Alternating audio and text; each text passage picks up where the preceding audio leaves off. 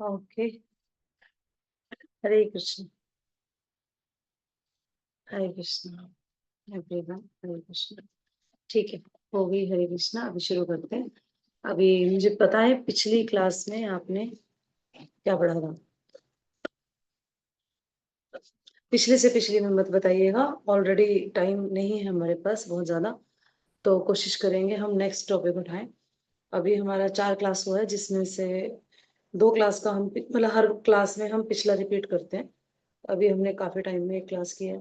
तो पिछला एक बार मुझे बता दीजिए, किसी को कुछ याद है तो, कि क्या पढ़ा था। क्योंकि देखो, जब तक आगे दौड़ पीछे छोड़ करोगे तो बात बनेगी नहीं आप लोगों की, है ना। पिछला कुछ याद ही नहीं हो कि हमने क्या पढ़ा था, तो जीवन में कैसे उतारोगे जब याद ही नहीं होगा तो। मैंने इसीलिए स्पेशल अपने स्टेटस पे लगाया था पिछला लेक्चर, ताकि शायद आप लोगों को पता, मेरे मूड का समझ में आए कि मैं पहले पिछला पूछती हूँ, फिर आगे चलते हैं हम लोग, है ना। Yes Tamanna, please. हरे कृष्ण माता जी। हरे हरे कृष्णा। कृष्ण जी माता जी, मैं प्रयास करूंगी। माता जी, आपने ये सांप का एग्जाम्पल, मेंढक और सांप का एग्जाम्पल दिया था कि जैसे बारिश का मौसम होता है तो मेंढक निकल के आता है, टर हम्म। टर टर टर करता रहता है, और फिर सांप उसके आवाज सुन के उसे खा जाता है। इसलिए हमें इससे ये शिक्षा हम्म। मिलती है कि हम भी अगर कृष्णा का मनुष्य जीवन मिलके कृष्णा कॉन्शियस एक्टिविटी नहीं करेंगे तो मृत्यु रूपी सांप आके हमें खा जाएगा और हमें पता भी नहीं चलेगा। और माता जी, आपने ये भी बताया कि एक्चुअल प्रचार का मतलब यही है कि हम किसी के हृदय को परिवर्तित करें। माता हम्म। जी, आपने बाल का बताया था कि किचन में जाएं तो मतलब बालों को बांध के जाएं, और हम्म। अगर हम नाभि से नीचे अगर हमने टच कर लिया है या जपा करते वक्त या किसी भी कोई भी एक्टिविटी करते वक्त, तो हम्म। हमें तुरंत हाथ धुलने चाहिए अपने। और माता जी, ठीक है, थैंक यू। राखी, राखी बताएं। थैंक यू माता जी। हरे कृष्णा माता जी। हाँ हरे आवाज आ कृष्ण। रही है मेरी? हाँ आ रही है मुझे। अ, मा- आपने वो भी बताया एक्शन, वो प्रचार के बारे में। इंडियन कल्चर तो बोलता है कि शास्त्रों को फॉलो और भक्तों को फॉलो करना चाहिए, लेकिन वेस्टर्न कल्चर बोल मतलब आप थैंक यू बोलते हैं, ये मतलब अच्छी बात नहीं है। आप ज्यादा फॉलो करना चाहिए। थैंक यू हम्म। से कोई काम नहीं चलेगा, अप्लाई नहीं हम्म। किया तो। और हम्म। ये बताई थी कि प्रसाद डिस्ट्रीब्यूट करते वक्त मतलब चीखा चिल्ली नहीं करनी चाहिए, थोड़ा अपने पैरों को भी कस देना चाहिए ताकि दूर जाकर बात कर सके। और हम्म। प्रसाद पाते वक्त कीर्तन या भागवत कथा भी सुननी चाहिए ताकि जो भी आप प्रसाद पा रहे हैं अपना हम्म। चेतना शुद्ध हो। हम्म। और जो प्रसाद वाली बाल्टी है ना उसे ना तो खींचे, उठा के प्रसाद डिस्ट्रीब्यूट करना चाहिए।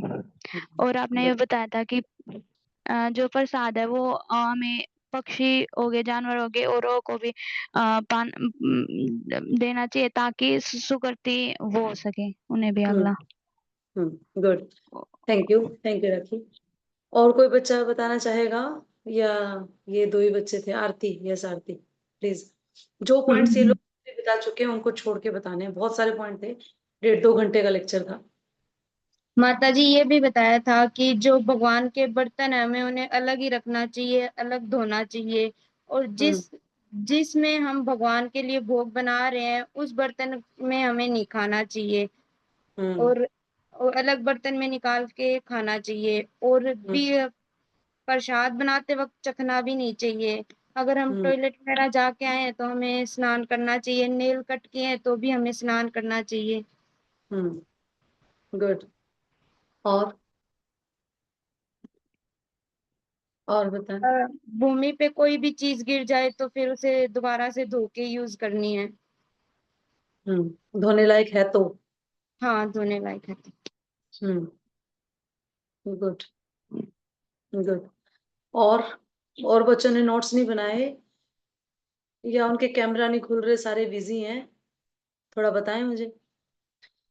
ये पर्सनल क्लासेस हैं, इसमें कैमरा खोल के बैठे। और ये क्लासेस आगे डे बाय डे जितनी क्लासेस होती जाएंगी और ज्यादा इनकी इंटेंसिटी बढ़ती जाएगी। अगर आपको ये इंटेंसिटी एक्सेप्ट करनी है, अगर आपको भक्ति में आगे बढ़ना है और अपनी लाइफ में ये वैष्णव सदाचार को उतारना है, तो सबसे पहला वैष्णव सदाचार होता है कि आप कैमरा खोल के बैठे। आप 5th सेशन सुनने आए हैं आज और सबके कैमरे बंद हैं।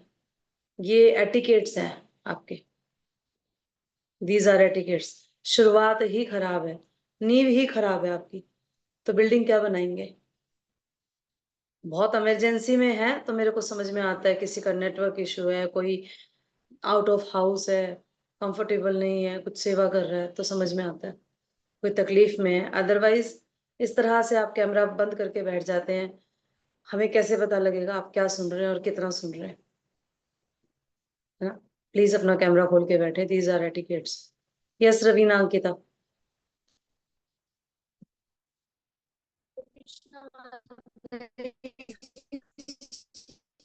आपका वॉइस नहीं आ रहा, मुझे वॉइस नहीं आ रहा, वॉइस नहीं आ रहा। माता जी, हमने एक लाइन ये भी पढ़ी थी कि हरे कृष्णा माता जी। हाँ हाँ बोलो, मैं नेटवर्क कनेक्ट।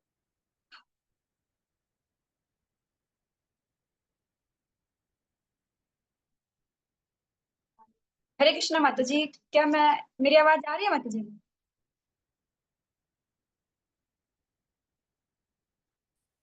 हरे कृष्णा माता जी। हरी बोल। हरे कृष्णा माता जी। हाँ मैं ऑडिबल हूँ। हाँ जी माता जी, मेरी आवाज आ रही है माता जी? हाँ आ रही है, मुझे आ रही है। Yes yes please. जी माता जी, हमने ये भी पढ़ा था माता जी कि हमें हमारे टेस्ट के लिए भोग नहीं बनाना चाहिए और पहले भगवान जी को भोग लगा के ही हमें चखना चाहिए माता जी। पाना चाहिए, चखना नहीं चाहिए, पाना चाहिए। भगवान का भोग होता है, ये जो भगवान का प्रसाद होता है, ये कृपा रूप में होता है और कृपा को हम पाते हैं, है ना? तो पाना चाहिए। ठीक है। और बताओ। माता जी, भोग बनाते समय हमें रसोई घर में अनावश्यक नहीं बोलना चाहिए माता जी, जिससे वो सलाइवा है वो भोग में जा सकती है। हम्म तो हम्म और और माता जी, हमें जो मंदिर में स्टैंडर्ड्स फॉलो होते हैं वो घर में मतलब जितना पॉसिबल हो उतना ही करना चाहिए। मतलब एग्जैक्ट हमें ये नहीं सोचना चाहिए कि जो मंदिर में होता है वैसे ही हम घर पे करेंगे। मतलब क्यों? घर के स्टैंडर्ड्स और मंदिर के स्टैंडर्ड्स में डिफरेंस होता है माता जी। मतलब घर पे हम इतना नहीं कर पाएंगे जितना मंदिर में हम कर पाते हैं माता जी। अगर कोशिश कोशिश भी नहीं करनी चाहिए। नहीं, जितना पॉसिबल हो सके उतना करना चाहिए माता जी। हम्म गुड। ज्यादा से ज्यादा करना चाहिए, प्रयास करते रहना चाहिए। एक वक्त पे हो सकता है आपको वो स्टैंडर्ड्स फॉलो हो जाए, हु नोज। प्रयास करते रहना चाहिए। हर बार कुछ टाइम में एक सेवा अपनी और इनहेंस कर देनी, अपना हर वक्त ये दिमाग लगाना चाहिए कि मैं कैसे इस सेवा को और इनहेंस कर सकती हूँ, क्या और मैं इसमें बढ़ा सकती हूँ, या नहीं बढ़ा सकती तो जो कर रही हूँ उसमें क्वालिटी कैसे ला सकती हूँ। ये हमेशा चलते रहना चाहिए दिमाग में। गुड। और कोई बच्चा बताना चाहेगा? वर्षा ने हाथ खड़ा किया था, बट उसे नीचे कर लो। हाँ यस बोलो, बोलो बोलो। एक माता जी, जैसे प्रसाद वितरण के समय ये भी बताया था माता जी कि जो डिवोटी सेवा कर रहे हैं प्रसादम की, उन्हीं के लिए बचाना चाहिए, एक्स्ट्रा प्रसाद नहीं बचा के रखना चाहिए जो सेवा जो में लगे हुए वॉलंटियर्स हैं। हैं, हाँ जो वॉलंटियर्स हैं, उन्हीं के लिए बचना चाहिए। एक्चुअली में तो उन्हें पहले करा दिया जाता है, आइडली वॉलंटियर्स को प्रसाद पहले करा दिया जाता है ताकि वो सेवा कर सकें अच्छे से, आइडली। कल भी मैं गुरु महाराज की व्यास पूजा पे थी, तो एक वीडियो निकालेंगे हम लोग, उसमें दिखाएंगे आपको, मैं काफी कुछ कैप्चर करके लाई हूँ। तो उसमें से दिखाएंगे आपको कि डिवोट जब हम जा रहे थे तो हमने देखा प्रसाद का समय नहीं हुआ था, लेकिन कुछ लोग प्रसाद पा रहे थे, वो सभी वॉलंटियर्स थे, ताकि उनका वो पालेंगे तो फिर हजारों भक्तों को उन्होंने सर्व करना था फिर। Okay all right, thank you. Yes Varsha, last बताओ हरे फिर कृष्णा माता शुरू। जी। कृष्ण। हरे हरे कृष्णा कृष्णा माता जी, माता जी। आवाज नहीं आ रही माता जी। हरि बोल। आवाज बोलो बोलो वर्षा। हरे कृष्णा माता जी। हाँ मुझे आवाज आ रही है, बोलो। हरे माता जी, इसमें एक पॉइंट ये भी था कि भगवान के सामने भोजन ना करें, अगर करना हो तो पर्दा लगा के। और हम्म इसमें एक ये भी था कि शौच में जो वस्त्र इस्तेमाल होते हैं उनको हम किचन में हम्म यूज ना करें। हम्म और इसमें एक पॉइंट ये भी था कि अगर हमारे हाथ में कट लग जाए या फिर हमें कोई बीमारी रोग हो तो हम उसमें ध्यान रखें कि कुकिंग ना करें। हम्म और इसमें एक पॉइंट और ये भी था कि भक्त द्वारा अन्न ना खाए, शुद्ध शाकाहारी भोजन पाए, प्रसाद पाए, सॉरी। हम्म ये पॉइंट था आपका जी। और और तो माता जी, बाकी माता जी ने बता दिए। नहीं, और भी बहुत कुछ था। ठीक है, थैंक यू सो मच। काफी अच्छा परफॉर्मेंस है आप लोगों का। आप लोग अपने माइक बंद कर सकते हैं। अब हम आगे की क्लास शुरू करेंगे।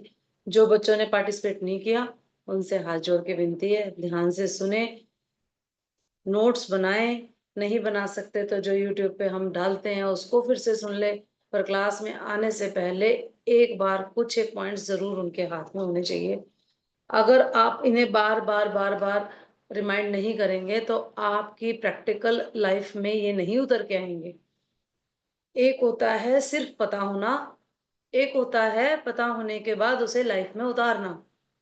मुझे पता है आलू की सब्जी कैसे बनेगी, बट मैंने कभी बनाई नहीं, लेकिन जब मैं बनाने लगूंगी तब मेरी धज्जियां उड़ेगी, क्योंकि मुझे सिर्फ पता था कैसे बनेगी, बना के तो देखी नहीं ना। उसी तरह से आपको पता है प्रणाम कैसे करना है, भक्तों के संग में कैसे रहना है, प्रसाद कैसे पाना है, प्रसाद भोग बनाना कैसे है, सर्व कैसे करना है, ये सब सिखाया गया है। नृत्य कैसे करना है, कीर्तन कैसे करना है, अब तक हमने ये सारे टॉपिक क्लियर किए हैं, है ना। मंदिर में एंट्री कैसे करना है, भक्तों के साथ व्यवहार कैसा करना है, ये सब आपको बताया गया है। तिलक कैसे लगाना है, कैसे नहीं लगाना है, वस्त्र कैसे डालने हैं, वेशभूषाएं कैसी डालनी है।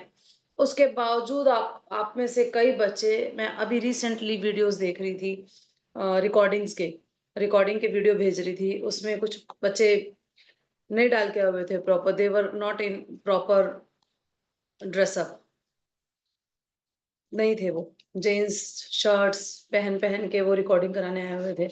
That is why I just cut that video for YouTube. So तो प्लीज आप इस चीज को चेक करें। आरती कैसे करनी है आपको बताया गया है सारा, महाप्रसाद को कैसे ग्रहण करना है, भगवान के वस्त्रों को यूज किया कैसे जाता है, फिर उसके बाद उनको निर्माल्य बोल दिया जाता है, निर्माल्य को कैसे यूज किया जाता है। अगर आप ये वैष्णव एटिकेट्स ढंग से सीख लेंगे तो काफी चीजें, काफी आपके डाउट्स क्लियर हो जाएंगे। जपा करते हुए कैसे बैठना है, ये बैठने की पोस्चर भी था, भगवान के सामने कैसे बैठना है, कितना बैठना है, कितना छींक हिचकी, ये सब चीजें उबासी लेनी है नहीं लेनी है, कैसे लेनी है ना, ये आपको पता होना चाहिए। और ये सब आपको कवर कर दिया गया है पिछले टॉपिक्स में। अभी अब हम अभी तक चला रहे थे जनरल हैबिट्स एंड बिहेवियर, जिसके हमने 4 पार्ट किए। आज से आपका एक नया टॉपिक शुरू होगा जिसमें है संबंधों में वैष्णव सदाचार कैसा होना चाहिए। अभी तक हमने अपना पर्सनल हैबिट्स देखा था कि कीर्तन कैसे होना चाहिए, लेक्चर कैसे होना चाहिए, प्रसाद कैसे पाना चाहिए, भोग कैसे बनाना चाहिए, अपने आप को शुद्ध कैसे रखना चाहिए, ये सब हमने देखा था। अभी अपना अपना देखा था ना, पर्सनल हैबिट्स। अपनी पर्सनल हैबिट्स तब डेवलप होगी जब आपकी साधना अच्छी होगी, जब आपकी साधना अच्छी होगी आपकी पर्सनल हैबिट्स तब डेवलप होगी। और साधना तब अच्छी होगी जब आपका भक्तों के साथ संबंध अच्छा होगा। This is the key. जब आपका भक्तों के साथ, वैष्णव के साथ, सीनियर्स के साथ संबंध अच्छा होगा तो आपकी साधना अच्छी होगी। और अगर जब आपकी साधना अच्छी होगी तो पर्सनल हैबिट्स जो है वो ऑटोमेटिकली डेवलप होती जाएंगी। पर्सनल हैबिट्स आपके अंदर प्रैक्टिकली आप उसको अपने लाइफ में लानी शुरू कर देंगे। नहीं तो वही चीखना चिल्लाना शोर शराबा, वही कलेश, वही बदतमीजियां, वही रोना पीटना, आपस में लड़ना, सीनियर को उल्टा बोलना बातों बातों में, हर हर कई जगह आपकी बदतमीजियां निकल निकल के बाहर आएंगी, दिखेंगी वो, क्योंकि प्रैक्टिकली आप नहीं ला रहे हैं लाइफ में, बस गर्दन हिला के चले जा रहे हैं। उससे कुछ नहीं होने वाला, घिसना पड़ेगा, है ना, घिसना पड़ेगा खुद को। लेट अस सी। हाँ, संबंधों में वैष्णव सदाचार में एक पॉइंट है कि हमें वैष्णव को यानी कि भक्तों को यानी कि प्रैक्टिशनर्स को यानी कि आपको बड़े लोगों की, वृद्ध लोगों की सेवा करनी चाहिए। वृद्ध लोग आज के टाइम पे सरदर्दी बन चुके हैं, बन चुके हैं सिरदर्दी, बोलती रहती है हमारे घर में बुढ़िया है, बोलती रहती है बुढ़ा है, बोलता रहता है, क्योंकि सास भी कभी बहू थी, है ना। आज वो है, कल आपकी बारी आएगी, ये भी ध्यान में रखें। ये ध्यान में नहीं रखा जा रहा, कोई बात नहीं, शायद ना भी आए, आ भी जाए, हु नोज, एज का किसी को नहीं पता कितनी रहेगी कितनी नहीं।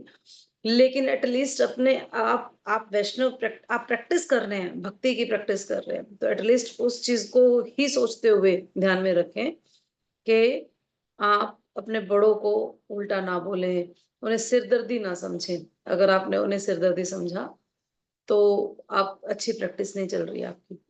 तो वृद्ध लोगों की सेवा करनी चाहिए। वृद्ध लोग कई तरह के होते हैं, भक्ति में, आयु में और ज्ञान में, 3 तरह में होते हैं, है ना। भक्ति में, आयु में और ज्ञान में, और जिसमें तीनों का ही कॉम्बिनेशन हो उसकी तो डेफिनेटली सेवा करनी चाहिए। जैसे कि गुरु महाराज, बहुत सारे वरिष्ठ भक्त जिनके अंदर ज्ञान भी है, भक्ति भी है, और आपसे तो ऑफकोर्स बड़े भी है ना। और अगर आप ऐसा नहीं करते हैं, ऐसा आप करते हैं, तो आपकी आयु भी बढ़ेगी, आपकी विद्या बढ़ेगी, आपका यश बढ़ेगा और आपका बल बढ़ेगा। बल कौन सा बढ़ेगा? आध्यात्मिक बल बढ़ेगा। आध्यात्मिक लोगों की सेवा करने से आध्यात्मिक बल बढ़ेगा आपका। आयु भी बढ़ेगी आध्यात्मिक सेवा करने के लिए, आध्यात्मिक विद्या भी बढ़ेगी, और यश भी आध्यात्मिक ही बढ़ेगा, मटेरियल यश नहीं बढ़ेगा। तो ये सारी चीजें आपकी बढ़ेगी इन सारी चीजों से। और बल्कि वेस्टर्न कल्चर में तो ये एक प्रोग्राम डिजाइन किया गया है। इवन हमने देखा वेदांग के गुरुकुल में भी था ये चीज, कि वहां पे चाइल्ड प्रोटेक्शन टीम थी, CPT, child protection team, CPT करके ऐसे लगाया गया है। तो जिसमें बच्चों को अगर टीचर्स थोड़ा सा भी कुछ कर दें, डांट दें, उनको थोड़ा सा भी स्कोल्ड कर दे, तो वो टीचर्स को कंप्लेन करते हैं, सीपीटी की टीम को कंप्लेन करके आते हैं बच्चे। तो ये सिर्फ इंडियन कल्चर में नहीं, सिर्फ वेस्टर्न कल्चर में नहीं, इंडियन कल्चर में भी आ चुका है। जबकि हमारे टाइम पे तो ऐसी कोई चीज ही नहीं होती थी।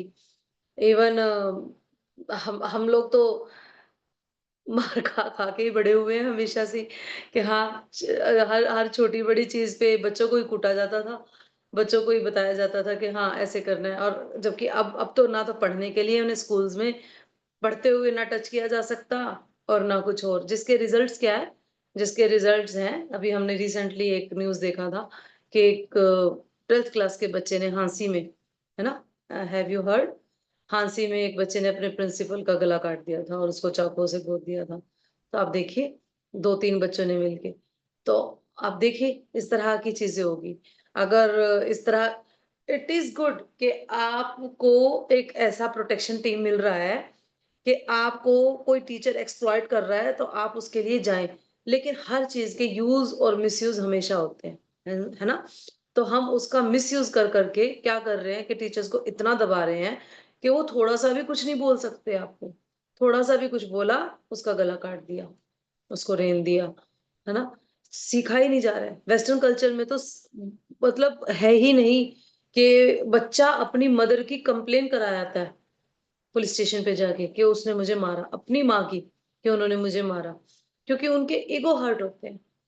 हमारे सबका, आप में से जिस भी बच्चे ने वैदिक कॉस्मोलॉजी किया होगा तो आपने देखा होगा कि हम पृथ्वी के जिस हिस्से में है उसके ऊपर 7 परतें हैं, है ना। पृथ्वी, जल, अग्नि, वायु, आकाश, 8, फिर मन, फिर बुद्धि, और फिर अहंकार, है ना। पृथ्वी से शुरू होते हैं। पृथ्वी की जो लेयर है वो बहुत पतली है, हमारे लिए तो वो भी तोड़ना बड़ा मुश्किल है।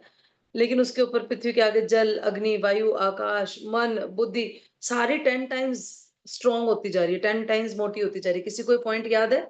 अपने दिमाग में ये पॉइंट हमेशा बना के रखो। हमने बताया था आपको, हम जिस सर्कल में हम आज है ना, ब्रह्मांड के जिस एरिया में, उसके ऊपर बहुत सारी परतें हैं। उन परतों को तोड़ते हुए हमें निकलना है भगवत धाम की तरफ।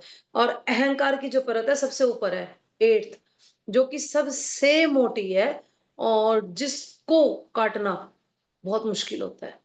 लेकिन भक्ति के द्वारा ही कट सकती है वो। भक्ति सिर्फ इसलिए नहीं है कि भक्ति आपको आपको भगवत धाम लेके जाएगी जी, भक्ति आपको जन्म मृत्यु जरा व्याधि के चक्कर से बचाएगी जी, भक्ति आपको एक अच्छा इंसान भी बनाएगी साथ में, है ना। आपके अंदर से काम, क्रोध, लोभ, मोह, मद, मत्सर्य निकलेगा। जैसी जैसी साधना करोगे वैसा वैसा आपके अंदर से गंदगी निकलती जाएगी। जब गंदगी निकलेगी तो एक अच्छे आइडियल इंसान भी बनोगे। ये भी एक सबसे बड़ा पॉजिटिव पॉइंट है अभी की लाइफ के लिए, है ना। तो ये भी कभी नहीं भूलना चाहिए व्यक्ति को। ईगो हर्ट होते हैं हमारे सबके ना, ईगो पे लग जाती है चीजें, तो हम किसी को भी कभी भी कुछ भी बोल देते हैं। एक्चुअली ये ईगो लेके हम भगवान के सामने जा ही नहीं सकते। ईगो के साथ आप भक्ति कर नहीं सकते। प्रैक्टिस करें कि वो ईगो आपका धीरे धीरे डाउन आए। एकदम से नहीं आएगा, जन्मों जन्मों की परत है, पर प्रैक्टिस करें कि धीरे धीरे करके वो डाउन आ जाए, है ना। और जो हम ये वैष्णव सोसाइटी की बात कर रहे हैं ना, वैष्णव कम्युनिटी की बात करते हैं कि वैष्णव कम्युनिटी में ऐसा होना चाहिए, वैष्णव कम्युनिटी में वैसा होना चाहिए, कितनी चीजें बताई है हमने आपको। ये सारी चीजें जो है टेम्पल की बाउंड्री के अंदर फॉलो करनी बहुत आसान है, लेकिन टेम्पल की बाउंड्री से बाहर निकलते ही इसको फॉलो करना बहुत मुश्किल हो जाता है। और हम सब टेम्पल की बाउंड्री से बाहर हैं अभी, और स्टिल हमें ये चीजें फॉलो करनी है। आप देखिए कि एक और स्ट्रगल आप फेस कर रहे हैं, being a female in ISKCON. आप ये चीज भी फेस कर रहे हैं कि आप ब्रह्मचारी नहीं बन सकते जो आप टेम्पल में जाके रह ले, जिसमें सारा इन्वायरमेंट इस तरह का है कि आपको ऑटोमेटिकली सारी चीजें करेंगे। ऑटोमेटिकली आप मंगला आरती के लिए उठेंगे, ऑटोमेटिकली वैष्णव सदाचार का पालन करेंगे, सब ऑटोमेटिकली होगा, जपा ध्यान से करेंगे, सब सब लेस एफर्ट्स के साथ होगा। लेकिन वही आप अपने घरों में है ना, भौतिक इस संसार में फंसे हुए हैं। हर तरह के लोगों से आपका मिलना जुलना, रहना, उठना बैठना है, उसमें आपको ये सारी चीजें करनी है। आप सोचिए कि ये कितना मुश्किल हो जाता है। क्योंकि हाउस होल्ड ड्यूटीज भी करनी है ना सारी। अब जैसे जपा, मान लो कोई ऑफिस में काम करने वाला बंदा है, सुबह 8 से रात को 8 की ड्यूटी है उसकी, उसको बोला जा रहा है 16 माला का जप और 4 नियमों का पालन करना है। कितना हार्ड है उसके लिए उस चीज को फॉलो करना। लेकिन वो करेगा अगर उसे समझ में आ रहा है कि मुझे अपना मन, बुद्धि, अहंकार, पृथ्वी, जल, अग्नि, वायु, आकाश से बने इस शरीर से बाहर जाना है और एक अच्छा तरीके का भक्त बनना है, तो वो जरूर करेगा। दूसरा पॉइंट आता है इसके अंदर कि अब आप कहोगे कि ये तो बड़ा मुश्किल है। अगर आप कह रहे हो कि ये तो बाहर रह के बड़ा मुश्किल है, तो फिर शिल प्रभुपाद ने कैसे कर दिया? शिल प्रभुपाद ने वेस्टर्न कंट्रीज में डिसाइपल्स कैसे बना लिए? वो जो अफीम, गांजा, चरस ये सब लेते थे, उनको कैसे भक्त बना दिया शिल प्रभुपाद ने? क्योंकि शिल प्रभुपाद की अपनी आध्यात्मिक शक्ति है ना। अगर व्यक्ति के अंदर, प्रभुपाद का मिशन यही था, शिल प्रभुपाद को भगवान ने भेजा ही इसलिए था कि वो भक्त बना सके। ना इतिहास में पहले शिल प्रभुपाद जैसा कोई भक्त आया, ना फ्यूचर में कभी कोई आएगा इतिहास में आगे, ना कभी पहले कोई आया। जो अगर आप प्रभुपाद लीलामृत पढ़ते हैं तो आपको पता लगेगा प्रभुपाद, शिल प्रभुपाद का स्ट्रगल, और फिर आपको पता लगेगा शिल प्रभुपाद का अपने गुरु, अपने आचार्यों और भगवान के प्रति समर्पण। लेकिन शायद कई बच्चे पढ़ते हैं उसके बावजूद भूल जाते हैं, मंदबुद्धि ना। तभी शिल प्रभुपाद अपीयरेंस पे आने की जरूरत भी नहीं समझी कईयों ने। आप कैसे कैसे आप कृपा के पात्र बनेंगे? मेरे समझ से बाहर हो गई ये चीज। I was very tensed about it to see that के ये वैष्णव एटिकेट सीख रहे हैं, ये भगवत गीता पढ़ रहे हैं। भगवत गीता वो पढ़ रहे हैं आप जो शिल प्रभुपाद की लिखी हुई है। उस भगवत गीता को हर हफ्ते मेरे पास आप 2 घंटे लगा के पढ़ने आते हैं। उन्हीं शिल प्रभुपाद को थैंक यू बोलने का समय नहीं था आपके पास, संडे होने के बावजूद। वेल, ठीक है।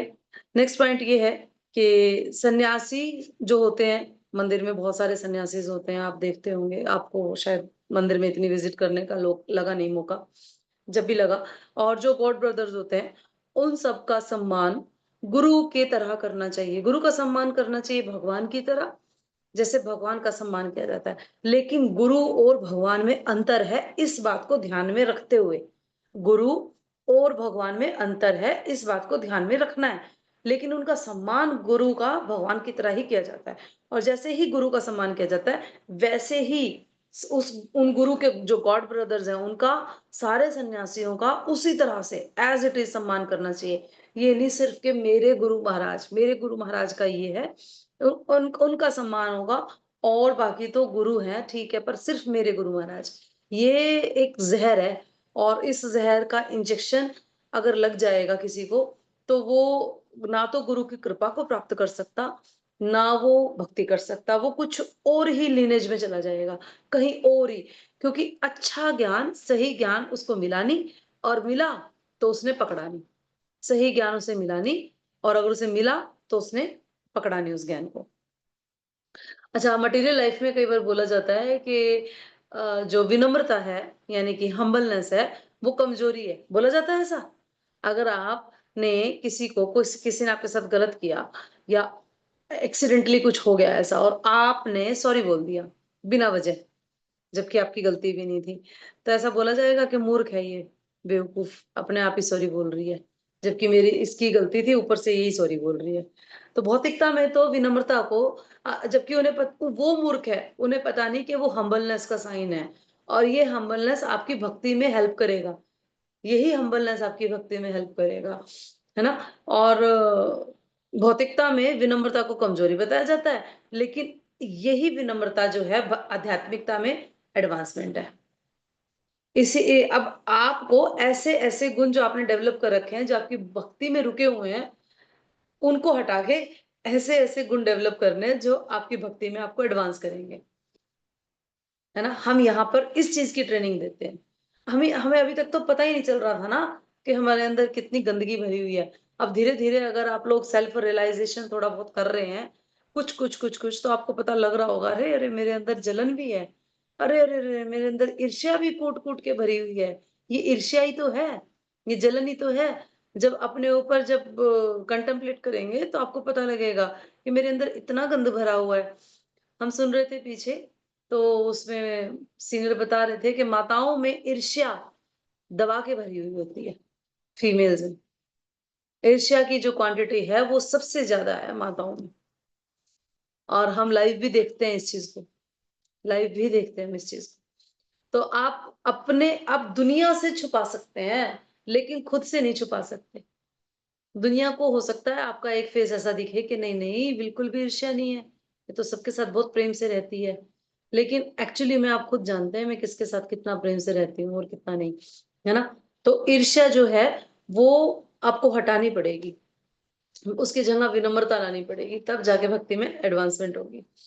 हाँ, इसमें एक और उदाहरण आता है। हमने चैतन्य चेतामृत के बारे में सुना है, जिसमें महाप्रभु चैतन्य की सारी जीवन लीला है। और चैतन्य चेतामृत लिखी है कृष्णदास कविराज गोस्वामी ने। कृष्णदास कविराज गोस्वामी की स्टेटमेंट आती है, जब जिन्होंने पूरी चैतन्य चेतामृत का वॉल्यूम लिखे हैं, और लिखने के बाद वो चैतन्य चेतामृत आज इस्कॉन के हर भक्त के घर में है, और वो पढ़ रहे हैं, रैलिश कर रहे हैं, और अपनी भक्ति को बढ़ा रहे हैं। उसको लिखने वाले जो कृष्णदास कविराज गोस्वामी हैं, वो उनकी स्टेटमेंट है, वो अपने आप को बोलते हैं कि मैं मल में जो कीड़ा होता है उससे भी नीचे हूं। आप सोच सकते हैं? आप सोच नहीं पाएंगे। लिख लीजिए, बाद में कंटेम्पलेट करना, इस लाइन को लिख लो। कृष्णदास कविराज गोस्वामी ऐसा बोलते हैं अपने लिए, खुद के लिए, कि मेरी स्थिति मल के कीड़े से भी निकृष्ट है। वो कृष्णदास कविराज गोस्वामी जिन्होंने चैतन्य चेतामृत लिख दी पूरी की पूरी। हम कौन से खेत की गाजर मूली है? किस चीज पे हमें घमंड है? किस चीज की ईर्ष्या है? आखिर क्या क्या ऐसा स्पेशल आपको मिला है, हमें मिला है, जिसपे हम शुड आई से इन हरियाणवी लैंग्वेज इतरा रहे हैं? ऐसा क्या स्पेशल मिला है जिसपे हम इतना इतरा रहे हैं? भगवान की कृपा? नहीं। भक्तों की कृपा? नहीं। क्या मिला? नाम जप की कृपा? नहीं। तो वाई वाई वी आर, मतलब क्यों ऐसा है कि इतना ज्यादा हो रखा है? अगर हम और डिवोटीज का सुने, वैष्णव सॉन्ग्स आप लोग करते नहीं ना, आप लोगों को ब्रज के सॉन्ग्स ज्यादा अच्छे लगते हैं। वैष्णव सॉन्ग्स करके देखें, उनके हिंदी तात्पर्य पढ़ के देखें, फिर उसके बाद उसके जो ट्रांसलेशन होते हैं उसमें भी आप यही मिलेगा आपको ना, कि नरोत्तम दास ठाकुर और भक्ति विनोद ठाकुर जी महाराज के लिखे हुए हैं ज्यादातर वैष्णव सॉन्ग। दोनों ही अपने आप को ऐसे बोलते हैं, दोनों ही इतने इतने नीचे के लेवल पे बोलते हैं अपने आप को। और हम जितना अपने आप को प्रीशियस समझने की कोशिश करते हैं ना, उतना हम भक्ति से दूर जाते जाते हैं। पर इसका मतलब ये नहीं है कि आपको अपनी केयर नहीं करनी। इसका ये मतलब नहीं है कि आपको अपनी केयर नहीं करनी। ये जो बॉडी है, ये माइंड है, ये सब कुछ भगवान का दिया हुआ है और इसको संभाल के रखना है, इसकी केयर करनी है और निरंतर ये सोचना है कि मैं इसे भगवान की सेवा में कैसे लगा सकती हूँ। पर इसका ये भी मतलब नहीं है कि अगर आप इसकी इतनी केयर कर रहे हैं कि आप अपने आप से ऊपर किसी को समझ ही नहीं रहे हैं। अपने से प्रीशियस कोई है ही नहीं आपकी नज़र में, है ना? मैं तो अपनी फेवरेट हूँ। वो जो सीन है ना, अगर रहेगा तो भक्ति में बात नहीं बनेगी कि मैं तो अपनी फेवरेट हूँ वाला, बड़ा मुश्किल हो जाएगा। अच्छा, और बताया जा रहा है, जो लोग एडवांस होते हैं भक्ति में, वो अपने आप को भक्त नहीं मान के बाकी सबको भक्त मानते हैं। जो एडवांसमेंट की निशानी है, ये मूर्खता की नहीं। देखो, अगर आप नियोफाइट डिवोटी हो, नियोफाइट का मतलब इस ग्रेस राधे श्याम प्रभु बताते हैं, नियोफाइट का मतलब जो न्यू फाइट करते रहते हैं। हालांकि नियोफाइट का मतलब होता है नए नए भक्त जो नए नए जुड़े होते हैं लेकिन वो इसको ऐसे खोल के बताते हैं कि नियोफाइट का मतलब जो न्यू फाइट करते हैं, हर रोज नई फाइट, हर रोज नई लड़ाई उनके अंदर चलती रहती है। तो जब तक आप नियोफाइट हैं और फिर अपने आप को बोल रहे हैं नहीं मैं तो कुछ भी नहीं हूँ, नहीं, हाँ एग्जैक्टली तो कुछ नहीं है भाई, एग्जैक्टली कुछ नहीं है, ये तो सच है। लेकिन जब आप भक्ति में एडवांस हो रहे हैं, स्टिल यू आर सेइंग कि मैं कुछ भी नहीं हूँ, है ना? मेरा कोई भी ओहदा नहीं, मेरा कोई भी लेवल नहीं है, कोई स्तर नहीं है, आई एम जस्ट प्रैक्टिसिंग। तब आप बोलेंगे, तब मजा आएगा।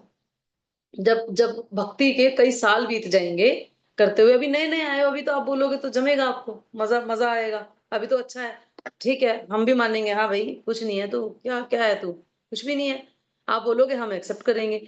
लेकिन जब कुछ एडवांस हो जाओगे तब आप बोलोगे, तो तब पता लगेगा हाँ ये रियल एडवांसमेंट है, इट इज रियल एडवांसमेंट। कि जब उसने अपने आप को भक्त ना मान के बाकी सबको भक्त माना। Let me give you one example of yesterday, recently. कल हम महाराज की व्यास पूजा पे गए तो गुरु बहन मेरे साथ थी, उनको स्टोन का पेन था, उसके बावजूद वो मेडिसिन लेके गई है साथ में। और ऑन द वे उन्होंने मुझे बोला कि मैं कुकीज बनाने की सोच रही थी, मैं ऐसा बनाने की सोच रही थी, मैं महाराज के लिए ये लेके जाने की सोच रही थी। And I was thinking that, अरे देखो कितने पेन में भी है, कितना कुछ बनाने की सोच रही थी, मैं तो किसी भी लायक नहीं। देन एक और प्रभु जी मिले, ही सेड कि मैं चतुर्मास की जो एकादशी है वो सिर्फ जल पे करता हूँ। Then I think about myself, अरे देखो मैं तो प्रसाद पाती हूँ, ये तो सिर्फ जल पे एकादशी करते हैं, है ना? तो अपने से श्रेष्ठ आपको मानना चाहिए। अभी यहाँ पे एक दूसरा ऑप्शन भी था मेरे पास, तो क्या हुआ, इसके अंदर ये क्वालिटी है, मेरे अंदर कुछ और क्वालिटी है, क्या फर्क पड़ता है ना?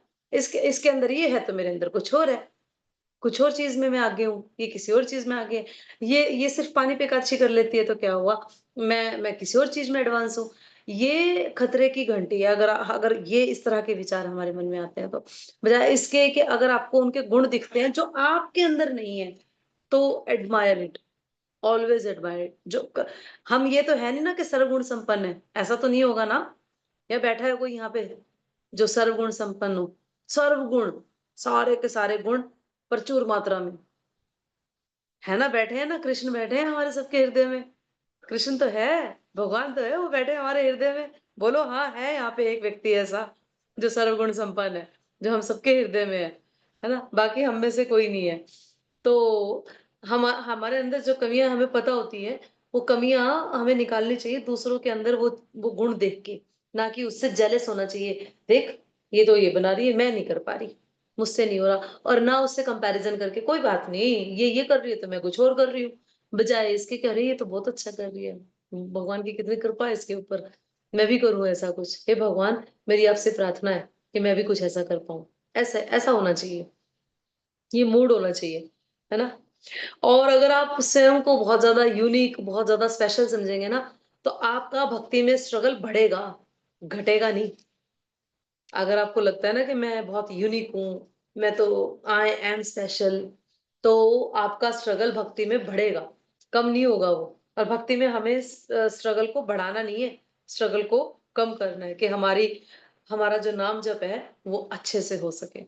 तो इस पे बताते हैं भक्त लोग that humility is not the part of devotional service, humility is the heart of devotional service. अगर आपके अंदर थोड़ी सी ह्यूमिलिटी है ना, थोड़ी सी नहीं मतलब बढ़ाओ उसको, थोड़ी थोड़ी तो सब में है, उसको बढ़ाते जाओ, उस ह्यूमिलिटी को बढ़ाओ, ज्यादा से ज्यादा बढ़ाओ। जब आप उसको बढ़ाओगे तो वो पार्ट नहीं है डिवोशनल सर्विस का, वो हार्ट है, उसके बिना काम नहीं चलेगा। ह्यूमिलिटी के बिना काम नहीं चलेगा। दिल के बिना काम चलता है क्या बॉडी का? हार्ट निकाल दिया जाए बात बनेगी। वैसे ही अगर आपने ह्यूमिलिटी की क्वांटिटी को कम कर दिया तो यानी आपके हार्ट में ब्लॉकेज हो गई, और अगर आपने ह्यूमिलिटी की क्वांटिटी को बढ़ा दिया तो यानी आपका हार्ट का पंप जो है वो बढ़िया चल रहा है, रेगुलर चल रहा है। तो ह्यूमिलिटी को कंटिन्यू बढ़ाते जाएं आप, ठीक है। और फिर एक नेक्स्ट आता है पॉइंट, ऐसे बताते हैं कि वैष्णव जो होते हैं वो आग के समान होते हैं। आग के समान, आग कैसे होती है? आग आपको खाना भी बना के देगी, लेकिन आग के साथ अगर आप मिस यूज करेंगे तो क्या होगा? जला देगी ना, जला देगी ना। उसी तरह से वैष्णव आपको भक्ति करना सिखाएंगे और आपको सही राह पे लेके जाएंगे, लेकिन अगर उनके साथ मिसयूज किया जाएगा, यानी उनकी निंदा, उनके साथ गलत तरह से डील करना या कुछ भी, तो वो आग के समान होते हैं, है ना। और उसका रिजल्ट क्या आएगा? जल जाएंगे। जल कैसे जाएंगे? आपको भक्ति तो करते दिखेंगे, आप लगेगा हाँ माला तो सही जा रही है कई सालों से, लेकिन उस माला में आनंद नहीं आएगा। माला तो चलेगी, माला तो चलानी है, हो जाती है ना। अब नहाना है तो नहाना है, चाहे गर्मी हो चाहे सर्दी हो, नहाना है ना। खाना है तो खाना है, चाहे कुछ भी हो, खाना है शरीर के लिए। उसी तरह से जपा हो जाएगा। माला तो चलेगी, चलो भाई करनी है, माला तो करनी है, चलेगी, लेकिन आनंद नहीं आएगा। दैट इज द रीजन आप अगर वैष्णव कम्युनिटी से बाहर भी सो कॉल्ड स्मार्त ब्राह्मण बोलते हैं जिनको, अगर आप देखेंगे तो they are reading shastras, they are doing japas, they are doing deities worship, they are continuously doing devotional services, but they are not doing them by heart. वो नहीं कर रहे हैं, वो हृदय से नहीं कर, बिकॉज उसका रीजन है। क्यों? हमें कैसे पता लग रहा है? सिम्टम्स है उनके, क्योंकि वो पूरे भौतिकता में वो ये सारी चीजें करते करते भी बुराइयां कर रहे हैं, वो सारी चीजें करते करते भी उनको ईर्ष्या हो रही है, सारी चीजें करते करते भी ह्यूमिलिटी नहीं है उनके अंदर, कॉपरेशन की भावना नहीं है उनके अंदर। तो वो सिम्टम्स है उनके कि वो सब कुछ कर रहे हैं, उसके बावजूद वो चीजें क्यों नहीं, गंदगी क्यों नहीं निकल रही यार? गंदगी इसलिए नहीं निकल रही क्योंकि सारी चीजें करते हुए आनंद ही नहीं आ रहा, और वो आनंद इसलिए नहीं आ रहा क्योंकि कहीं ना कहीं डीलिंग्स सही नहीं है भगवान के साथ, और भक्तों के साथ उनकी डीलिंग्स जो है वो सही नहीं है। कई बार ऐसा होता है, एक पॉइंट बताते हैं कि जब सीनियर जूनियर को बहुत ज्यादा सम्मान दे देता है कि थैंक यू, वेरी गुड, आपने बहुत अच्छा प्रोग्राम किया, give a big hand for everyone, for IGF girls, के उन्होंने बहुत अच्छा मेहनत किया, बहुत अच्छा प्रोग्राम किया। ये सीनियर का बोलने का है कि वो बोलेगा जरूर, ऑफ कोर्स उसका बनता है, इट्स इट्स हिज और हर जॉब, उनकी जॉब है ये। लेकिन व्हाट इज योर जॉब? आपको उसमें पफ्ड अप नहीं होना। अगर आप उसमें पफ्ड अप हो जाते हैं तो भगवान को फूले हुए गुब्बारे पसंद नहीं है एक्चुअली। भगवान को ये इस तरह के पफ्ड अप लोग पसंद नहीं है। भगवान सुई मार के पिन मार के सारा उसका पफीनेस निकाल देते हैं, सारी की सारी, चाहे वो घमंड की हो चाहे ईर्ष्या की हो, वो नहीं निकल, वो नहीं होना चाहिए, है ना। उसे अच्छा फील कराने के लिए सीनियर बोलता है जूनियर को कि उसको अच्छा फील हो। ये तो सीनियर की ड्यूटी हो गई, लेकिन अब जूनियर की क्या ड्यूटी होगी? वो असहज फील करेगा, वो डिस्कम्फर्ट हो जाएगा बिल्कुल, तो अनकंफर्टेबल फील करेगा कि मेरी मेरी मेरी बड़ाई की जा रही है। लेकिन जहां हमें ये लगता है कि मेरा तो सीना चौड़ा हो गया, 20 लोगों के सामने, 50 लोगों के सामने मेरे सीनियर ने मुझे इतना भर भर के मेरे को बड़ाइयां कर दी है, मेरी मुझे एडमायर कर दिया, तो मेरा तो सीना बहुत बड़ा हो गया। वो पफ्ड अप हो गए आप, खुश नहीं हुए, वो पफ्ड अप हो गए आप, है ना। जबकि ये वैष्णव एटिकेट्स के अंदर का पार्ट है कि आपको पफ्ड अप होने के बजाय आपको डिस्कम्फर्ट हो जाना चाहिए कि नहीं नहीं, मेरा तो ऐसा था ही नहीं कुछ, कि मेरा रोल तो था ही नहीं और मुझे यूं ही क्रेडिट मिल रहा है, भगवान की कृपा से मुझे मिल रहा है ऐसा क्रेडिट। ऐसा कई बार सीनियर बहुत फेमिलियर हो जाता है आपसे, आपके कंधे पे हाथ रख देना या कुछ भी करके, है ना, आपको स्माइल कर देना। जब जब सीनियर कंधे पे हाथ रखता है, आप बराबर उसके साथ हाथ रखते हैं, ये वैष्णव एटिकेट्स नहीं है। ये सारे पॉइंट्स आप लिख लीजिए, आपके काम आएंगे, आगे भी काम आएंगे। Not in dealing with me, काम आएंगे। बहुत सारे लोग आपको, बहुत सारे वैष्णव भक्त बहुत सारे मिले लाइफ में, मेरी यही प्रार्थना है। सीनियर जिनका सानिध्य लेके आप भगवान की गंभीर भक्ति कर सकें, मेरी ये प्रार्थना है भगवान के श्री चरणों में। तो अगर आपको लगेगा कि हाँ सीनियर तो बहुत इजी हो गया मेरे साथ, ही और she can do with you, है ना, वो आपके कंधे पे हाथ रख सकते हैं, बट आप भी उनके बराबर कंधे पे हाथ रख रहे हैं या कमर में हाथ डाल के हाँ ठीक है हरे कृष्णा करके, these are not etiquettes, these are not etiquettes. ये नहीं होना चाहिए। असहज हो जाना चाहिए उस टाइम पे जब सीनियर टच करते हैं, तो असहज हो जाया जाता है कि इतना भी असहज नहीं कि सीनियर को लगे कि मैंने छू दिया तो क्या हो गया इसको, लेकिन इस तरह से असहज आपको फील करना है कि मैं इस लायक नहीं, still they are touching me, है ना, they are showing their love, they are being familiar with me, friendly with me, है ना, ऐसा ऐसा होना चाहिए। नहीं तो अच्छा, एक और इसका तरीका है कि अगर आप वैष्णव के प्रति सम्मान नहीं रखते हैं और जैसे कि बताया कि वैष्णव आग की तरह होते हैं, उन्हें ज्यादा जज करने की सोचते हैं कि हाँ ऐसा नहीं तो ऐसा, ज्यादा कई बार कैलकुलेशन कर जाते हैं हम ना, यहाँ यहाँ फला फला जगह पे माता जी को देखा था या प्रभु जी को देखा था, बस वो जजमेंटल बन गया, आपने अपना पॉइंट ऑफ व्यू बना लिया। आपने तो बना लिया लेकिन वो आपका लिखा गया आगे आपकी भक्ति के अकाउंट में ना, वो लिखा गया आगे। तो कई बार कितने आपके आंखों के सामने कई नाम हैं जो मैं बोलूंगी नहीं, आप खुद समझेंगे, जो 16-16 माला कर रहे थे, 4-4 नियमों के पालन कर रहे थे, लेकिन अभी आउट ऑफ रेंज हो चुके हैं, गायब, धुएं की तरह गायब, कब आए और कब चले गए, है ना, भक्ति में कब आए और कब निकल गए, पता भी नहीं लगा। ये इसको बोलते हैं वैष्णव अपराध।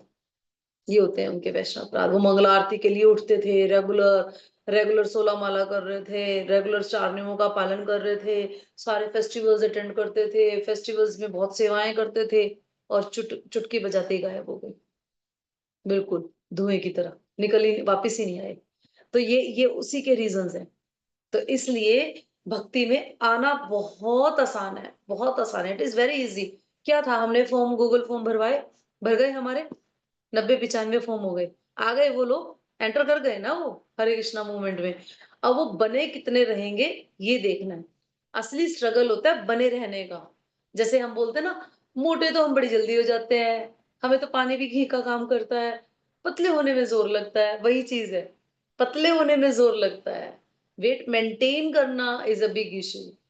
वैसे ही भक्ति को मेंटेन, आ गए ठीक है, आ गए, आप सीख रहे हैं, भगवत गीता कर रहे हैं, 2 4 5 माला 6 माला प्रयास कर रहे हैं सीखने का, बने कितने रहेंगे, ये जरूरी है कि मैं भक्ति में बनी रहूं, ये डटी रहूं, मैं खड़ी रहूं भक्ति में, ये जरूरी है, चाहे मैं कहीं चली जाऊं, है ना, ये डिटर्मिनेशन आपके अंदर होना चाहिए। और हाँ, और बताते हैं, मैंने बताया भी आपको, अच्छी साधना करने से आसक्तियां कम होती है, और वैष्णव सदाचार का पालन करने से ऑफेंसेस कम होते हैं, खत्म होते हैं। अगर आप वैष्णव सदाचार का पालन करेंगे तो आपके सारे ऑफेंसेस खत्म हो जाएंगे, पिछले किए हुए, आगे तो करेंगे ही नहीं ना, क्योंकि वैष्णव सदाचार का पालन कर रहे हैं, आगे तो आप करेंगे ही नहीं, क्योंकि आपको वैष्णव सदाचार का से इंट्रोड्यूस कराया जा रहा है कि क्या होते हैं और क्या नहीं होते वैष्णव सदाचार।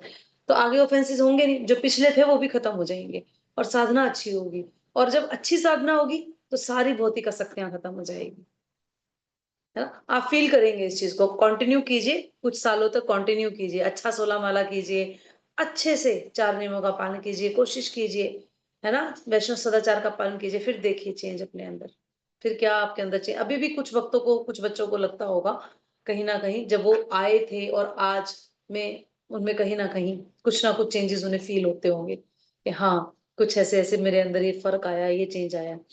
तो ये जरूरी है। और एक पॉइंट है, जब 2 सीनियर्स का आपसी झगड़ा हो, है ना, जब 2 सीनियर्स का, अभी आप लोगों को ना ये लग रहा होगा कहाँ होता है 2 सीनियर, आपने देखे नहीं ना सीनियर, आपने 2 4 5 भक्त देखे हैं सीनियर, अभी आप वैष्णव कम्युनिटी में अंदर घुसे नहीं हो अच्छे से।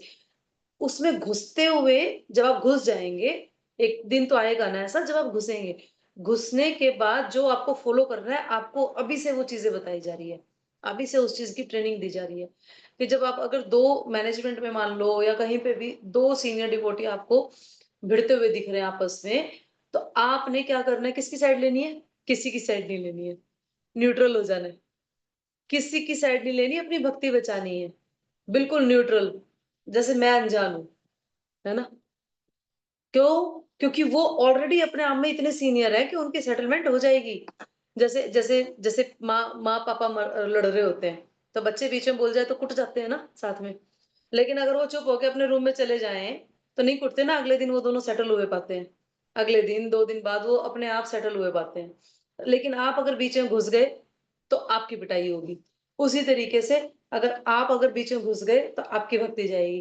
तो उसे घुसना नहीं है, बीच में न्यूट्रल हो जाना, न्यूट्रल होके निकल जाओ, अपनी भक्ति बचाओ, वो अपनी बचाते रहेंगे, वो सीनियर्स हैं, उनका कुछ नहीं बिगड़ने वाला, और आपका कुछ बचेगा नहीं ज्यादा फेवर लिया तो। रामनाथ माता जी रामनाथ माता जी, हम इनको समर्थन करेंगे क्योंकि हमने इनसे सीखा है। वो ठीक है, सारी बातें अच्छी है, सीखा है, सब कुछ अच्छा है, बट द आइडिया इज, अरे मुझे रीनेम तो करने देते, कोई तो बता देता, जगत कीर्तिकांत प्रभु जी लिखा हुआ है इसके ऊपर। बताओ, हद है, बच्चे थोड़ा सा भी कॉन्शियस नहीं है। हम लोगों को ये लेक्चर डालना है,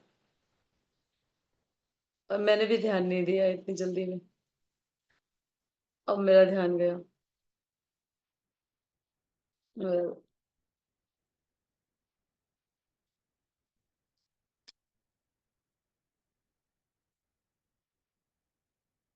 ऑल राइट, ठीक है। और इसमें बताए गए हैं, जो लोग, जैसे आप 10 नाम अपराध आप में से बहुत कम लोग जानते होंगे। जो लोग सुबह मॉर्निंग जपा में आते हैं ना, या तो वो जानते होंगे, या जो जपा करने से पहले खुद से पढ़ लेते हैं वो जानते होंगे। 10 नाम अपराध होते हैं बेटा, जो कि आपको हमेशा डेली खुद से पढ़ने चाहिए, बोलने चाहिए। क्यों? ताकि आपके जहन में रहे कि मेरे को इन अपराधों से बचते हुए माला करनी है, चाहे मैं 2 राउंड्स कर रही हूँ, लेकिन मेरे को इन अपराधों से बचते हुए करनी है। उसमें से एक अपराध आता है, जब एक व्यक्ति अगर इंटरेस्टेड नहीं होता, जो व्यक्ति भगवान का नाम सुनने में इंटरेस्टेड नहीं होता, उसे बार बार भगवान के बारे में बताना, ये भी एक नाम अपराध है। तो भगवान के प्रति भी अपराध होता है इसको, और उस व्यक्ति को भी पाप लगता है, क्योंकि वो आपकी बात सुनना नहीं चाह रहा और आप उस पर जबरदस्ती थोप रहे हैं। तो उसको भी पाप से बचाने के लिए, और भगवान के प्रति आपका कोई अपराध ना हो, इससे भी बचना चाहिए। तो जो श्रद्धालु जो श्रद्धालु नहीं है, भगवान के बारे में नहीं सुनना चाहते हैं, उनसे बात करने की जरूरत नहीं होती है। अब आपको कुछ लेटर्स बताए जाएंगे श्री प्रभुपाद के अपने डिसाइपल्स को। Let's talk about that. Shri Prabhupada का लेटर है हेमावती माता जी को। श्री प्रभुपाद लेटर में लिखते हैं कि अपने आध्यात्मिक गुरु को हिज डिवाइन ग्रेस बोला जाता है, गुरु भाई को हिज ग्रेस बोला जाता है, सन्यासी को हिज होलीनेस बोला जाता है। हिज होलीनेस, एच एच ऐसा लिख लो ना, H H H G H D G, his divine grace H D G. गुरु भाई को हिज ग्रेस और हर ग्रेस, सन्यासी को हिज होलीनेस, ऐसा। लेकिन लेकिन इस्कॉन में श्री प्रभुपाद के अलावा हिज डिवाइन ग्रेस किसी को नहीं बोला जाता। हिज डिवाइन ग्रेस की उपाधि सिर्फ और सिर्फ ऐसी भक्ति वेदांत स्वामी श्री प्रभुपाद की है। उसके अलावा सभी को हिज होलीनेस बोला जाता है, सारे सन्यासी को हिज होलीनेस बोला जाता है। और उसके अलावा जितने भी गुरु भाई है, जितने भी सीनियर्स हैं, उनको हिज ग्रेस, हर ग्रेस ऐसे बोला जाता है ना। और जो दीक्षित नहीं है उनको भक्त बोला जाता है। भक्त नाम लेके आके, भक्त संजय, भक्त रवि, भक्तिन हिमांशी, भक्तिन आरती, ऐसे करके उनको ऐसे बोला जाता है, प्रोनाउंस किया जाता है। अब इसमें ये है कि हम दूसरों को तो माता जी प्रभु जी बोलते हैं, डेफिनेटली हमें उसी तरह का सम्मान भी हमारे अंदर उमड़ना चाहिए उनके लिए। जब हम माता जी बोलते हैं तो वी शुड मीन इट, कि हाँ माता जी मतलब माता जी हम बोल रहे हैं, तो हम उसको उसके अकॉर्डिंग एक्ट भी कर रहे हैं। और प्रभु जी बोल रहे हैं। लेकिन जब अपने लिए बात आती है, तो अपने आपको कोई अगर ना लिखे, कि आपको अगर कोई ये ना बोले कि माता जी, तो ये डोंट फील लाइक कि मुझे तो ऑनर ही नहीं किया इसने, मेरा तो नाम ले दिया इसने सीधा सीधा। अपने लिए सम्मान की भावना नहीं, अमानी ना मान देन, है ना। अमानी न मान देन कीर्तनीय सदारी। दूसरों के लिए माता जी प्रभु जी हो, लेकिन अपने लिए सम्मान देने की भावना ना हो। फिर लेटर आता है शिल प्रभुपाद का शिवानंद को। शिवानंद प्रभुपाद के डिसाइपल है, और शिवानंद सेन करके प्रभुपाद चैतन्य चेतामृत में भी एक लीला, शिवानंद जो लीला है उसमें भी शिवानंद सेन एक करेक्टर है, जो सारी यात्राएं ऑर्गेनाइज करते थे। जगन्नाथपुरी तक जाने की सारी यात्राएं ऑर्गेनाइज करते थे वो हर साल, शिवानंद सेन। तो प्रभुपाद अपने डिसाइपल को, शिवानंद को, मजाक में मतलब प्यार से शिवानंद सेन ही बोलते थे, तुम मेरे शिवानंद सेन हो, ऐसा। और तो उनको उन्होंने लिखा, श्री प्रभुपाद ने लेटर में लिखा, एक स्टोरी बताई श्री प्रभुपाद ने उनको लेटर में, युधिष्ठिर और अर्जुन की। एक स्टोरी थी युधिष्ठिर और अर्जुन की। कृष्ण ने एक बार युधिष्ठिर को बोला युधिष्ठिर और अर्जुन को दोनों को बोला, युधिष्ठिर को बोला कि जाओ और अपने से सर्वश्रेष्ठ कोई व्यक्ति अपने एरिया में ढूंढ के लाओ, और अर्जुन को बोला कि अपने से नीचा कोई व्यक्ति पूरे एरिया में ढूंढ के लाओ। तो थोड़ी देर बाद दोनों काफी सर्च करके, और थोड़ी देर बाद दोनों ही खाली हाथ आ गए, दोनों के साथ कोई नहीं था। तो जब भगवान ने उनसे पूछा कि क्या रहा, तो दुर्योधन ने बोला कि मुझसे श्रेष्ठ तो कोई मुझे दिखाई नहीं, और अर्जुन बोले कि मुझसे नीच मुझे कोई दिखा नहीं। अर्जुन ने ये स्टेटमेंट बोला कि मुझसे नीचा मुझे कोई नहीं दिखा, और दुर्योधन ने बोला कि मुझसे श्रेष्ठ मुझे कोई दिखाई नहीं। ये इसको बोलते घमंड की बात है ना। तो अब कौन एक्चुअली में आप डिसाइड कीजिए, मैंने आपके ऊपर छोड़ दिया कि कौन पतित है और कौन सुपीरियर है। Is he superior who is saying that I am superior, और ही इज सुपीरियर जो अपने आप को कह रहा है कि मैं पतित हूं, है ना। तो ऐसा श्री प्रभुपाद ने उनको लेटर लिखा कि मैं आप सबका सेवक हूँ, स्टोरी लिख के, और फिर नीचे प्रभुपाद ने लिखा मैं आप सबका सेवक हूँ। और फिर उनको बताया कि एक सेवक की ड्यूटी क्या होती है, सर्व करना, लेकिन आपकी ड्यूटी क्या है उसमें, है ना, ऐसा।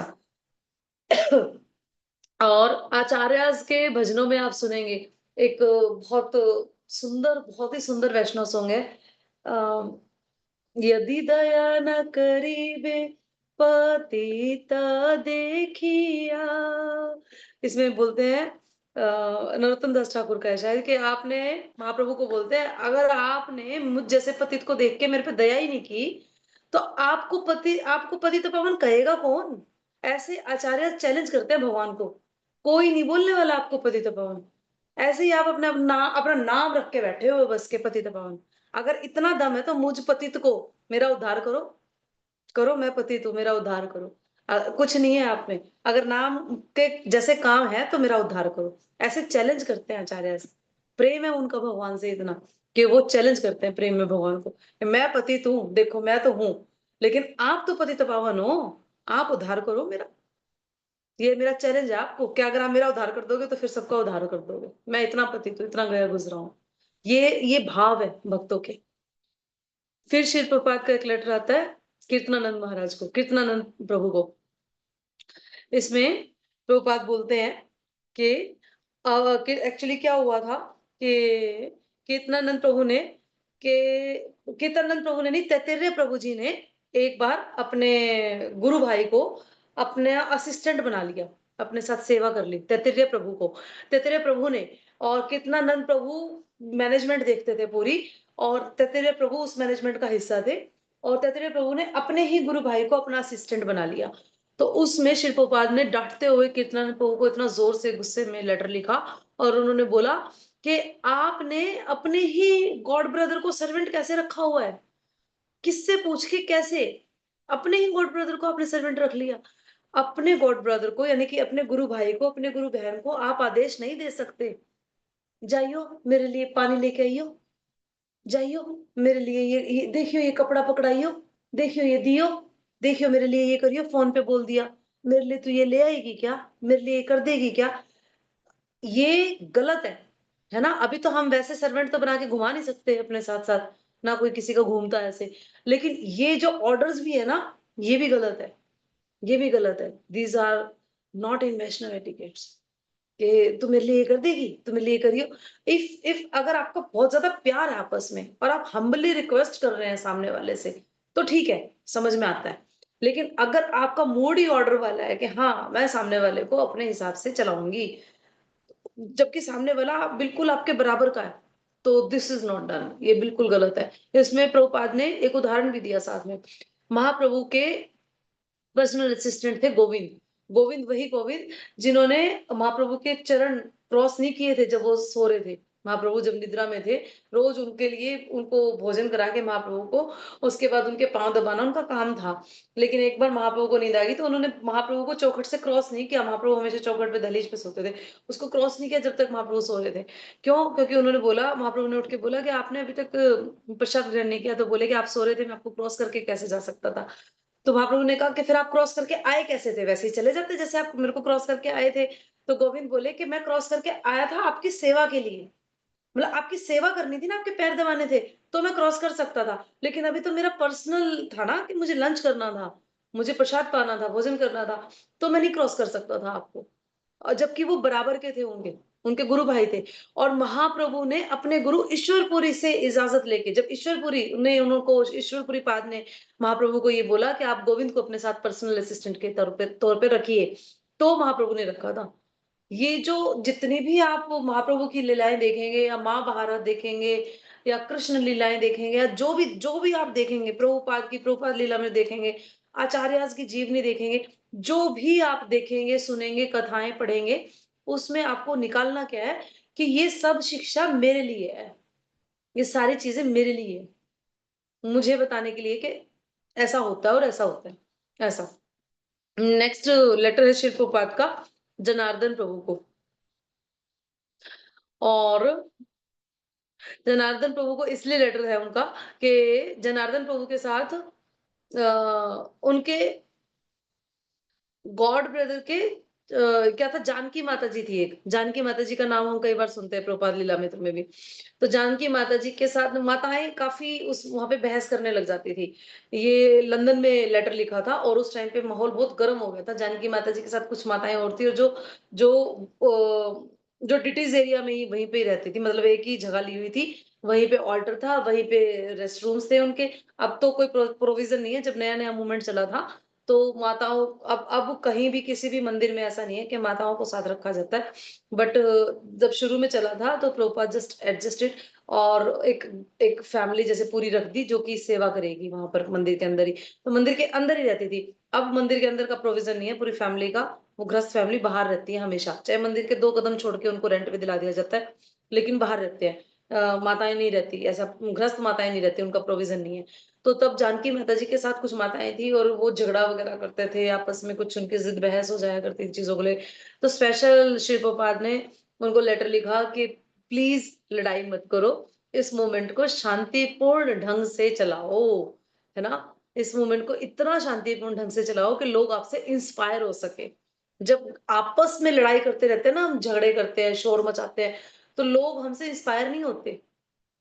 मुझे आज भी याद है जब मैं कृष्णा कॉन्शियसनेस में नई नई आई थी, आई मीन 4-5 साल हो गए थे, तो काफी नए लोग जुड़ने लगे थे हमारे साथ। अब यहाँ पीछे ही जहाँ मैं रह रही हूँ इसके पीछे ही एक कोठी है।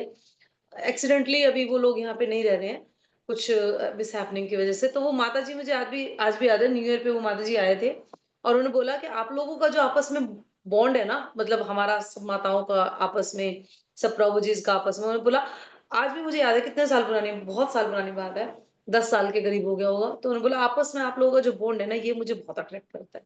और ऐसा सिर्फ उन्होंने नहीं, कई कई भक्तों ने बोला ऐसा कि जो आपस का आपसी बॉन्ड है ना आप लोगों का, ये मुझे बहुत। और मैं यहाँ क्या देख पाती हूँ कई बार, एक्सट्रीमली सॉरी टू से, जिसकी आदत है हमेशा कुछ ना कुछ बुराई, उसके मन में कुछ ना कुछ बुराई चलती है, चाहे किसी भी बच्चे को उठा के वो बोल देंगे, लेकिन बोलेंगे जरूर। कभी भी मैंने नहीं देखा ऐसा कि उन्होंने किसी की तारीफ भी की हो कि हाँ ये गर्ल ने मेरा इतना हेल्प किया और मेरे मेरे साथ इतना अच्छे से रही। मैं पर्टिकुलर नाम नहीं ले रही किसी का, जिसको भी समझ में आए वो अपना अपने लिए समझ ले। लेकिन ये बहुत अजीब सी ये कहानी है। शांतिपूर्ण ढंग से हमें इस मोमेंट में रहना चाहिए ताकि लोग हमसे इंस्पायर हो सके। नए नए बच्चे जब आते हैं, हमने देखा एक मधु करके आई थी ना, मधु, हाँ, उससे मेरा पर्सनल टॉक हुआ। शी सेड कि इनका आप लोगों का जो आपस का जो बॉन्डिंग है वो बहुत अच्छा है। यहाँ बच्चे आपके साथ इतने फ्री तरीके से रेसिप्रोकेट करते हैं और मुझे बड़ा अट्रैक्ट किया ये। लेकिन कई बार हम विचलित हो जाते हैं, सभी बच्चे एक जैसे नहीं है, 5 फिंगर्स आर नॉट सेम। कुछ बच्चे जो सिर्फ और सिर्फ नेगेटिव चीजें देखते हैं दूसरे बच्चों में, वो थोड़ा संभालें अपने आप को। इट्स अलार्म, है ना, ये रेड अलर्ट है आपकी भक्ति के लिए। आज आप शुरुआत कर चुके हो उस रेड अलर्ट की, 6 महीने बाद निकल जाओगे इस मूवमेंट से। कोई कोई मैटर नहीं करता कि आप 2 साल से हो, 1 साल से हो, 4 साल से हो, कोई मैटर नहीं करता। मैटर इज दैट कि आप जैसे ही आप उस कैटेगरी में आ गए कि आपको सबके अंदर कुछ ना कुछ बुराई दिखनी शुरू हो गई, आप शिकायतें करने लग गए दूसरों की, माता जी ये तो ऐसे कर रही थी, माता जी इसने तो ऐसे बोला, माता जी इसने ऐसे बोला, इसने ऐसे कर दिया, वहीं से आपका रेड अलर्ट शुरू हो गया। कब कहाँ कैसे निकल जाओ।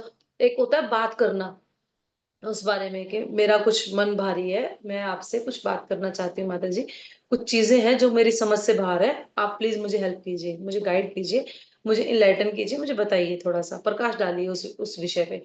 एक होता है ये, एक होता है दूसरा वे, मैं तो मेरे को नहीं करनी ये चीज, मैं नहीं करूंगी क्योंकि ये चीज तो मुझे ऐसा बोला गया, मेरे साथ ऐसा हुआ, मेरे साथ वैसा हुआ। जब हम इस लेवल पे आ गए ना, तो इसका मतलब रेड अलर्ट है, आप निकलने वाले हो जल्दी से इस सारी चीजों से। वेल, एक लेटर है शिल प्रभुपाद का गर्ग मुनि को। गर्ग मुनि को शिल प्रभुपाद प्यार से गर्ग मणि भी बोलते थे, क्योंकि वो उनका सारा का सारा कलेक्शन देखते थे। गर्ग मुनि जो प्रभु जी हैं, काफी हमने सुना उनके बारे में, वो फंड कलेक्शन देखते थे सारा, और उनको शिल प्रभुपाद प्यार से गर्ग मणि बोलते थे मुनि की जगह, क्योंकि वो फंड कलेक्ट करते थे सारा। और ये बोलते थे शिल प्रभुपाद कि आप सब भाई आपस में मिलके रहें, है ना, और लड़ाई बंद करें, क्योंकि ये जो माया देवी है ना, ये जो कलयुग है, ये हमें अंदर से अटैक करेगा, बाहर से नहीं। आज इस्कॉन के भक्तों को कहाँ से खतरा है पता है आपको? बाहर से नहीं है, अंदर से ही खतरा है। बाहर के लोग कुछ नहीं बिगाड़ सकते, इस्कॉन की नींव बहुत मजबूत है। बाहर के लोग कुछ नहीं बिगाड़ सकते, फाइनेंशियल बहुत स्ट्रांग है, मैनेजमेंट बहुत स्ट्रांग है, भक्ति के जो स्टैंडर्ड्स हैं वो बहुत स्ट्रांग है, सर्विसेज के जो स्टैंडर्ड्स हैं वो बहुत स्ट्रांग है, प्रीचिंग के जो स्टैंडर्ड्स हैं वो बहुत स्ट्रांग है, एवरीथिंग, एवरीथिंग इस्कॉन का, एवरीथिंग, कीर्तन standards, preaching standards, serving standards, worship standards, management standards, fundings, सब कुछ इतना स्ट्रांग है इस्कॉन का। बट एक चीज स्ट्रांग अगर नहीं है तो वो होनी चाहिए, वो है कि कलयुग प्रवेश कर रहा है आपस में। आपस में जब हम लड़ाइयां करते हैं, झगड़ा करते हैं, बुराइयां देखते हैं, चिढ़ते हैं, चीखते हैं, चिल्लाते हैं, ना तो हम दूसरों को इंस्पायर करते हैं और खुद भी निकल जाते हैं, सेकंड्स में बाहर निकल जाते हैं और पता भी नहीं लगता। तो प्रभुपाद ने उनको भी यही बोला कि इसको, उनको बाहर से खतरा नहीं है, अंदर से ही खतरा है। घर का भेदी लंका ढाए, है ना, घर का भेदी लंका ढाए। लंका ढाए का मतलब ये नहीं कि सिर्फ लड़ाई में ही लंका ढाए, घर का भेदी लंका ढाए के और भी बहुत सारे मतलब आते हैं यहाँ पर निकल के, कि इस्कॉन कम्युनिटी के अंदर वो आ तो गए, लेकिन वो चला रहे हैं अपने मन की, मुझे अपनी मर्जी से करना है। तो गुरु क्यों मिला हुआ है तुझे अगर अपनी मर्जी से करना है तो? सीनियर क्यों मिला हुआ है तुझे अगर अपनी मर्जी नाक, अपनी नाक घुसाड़नी है तो?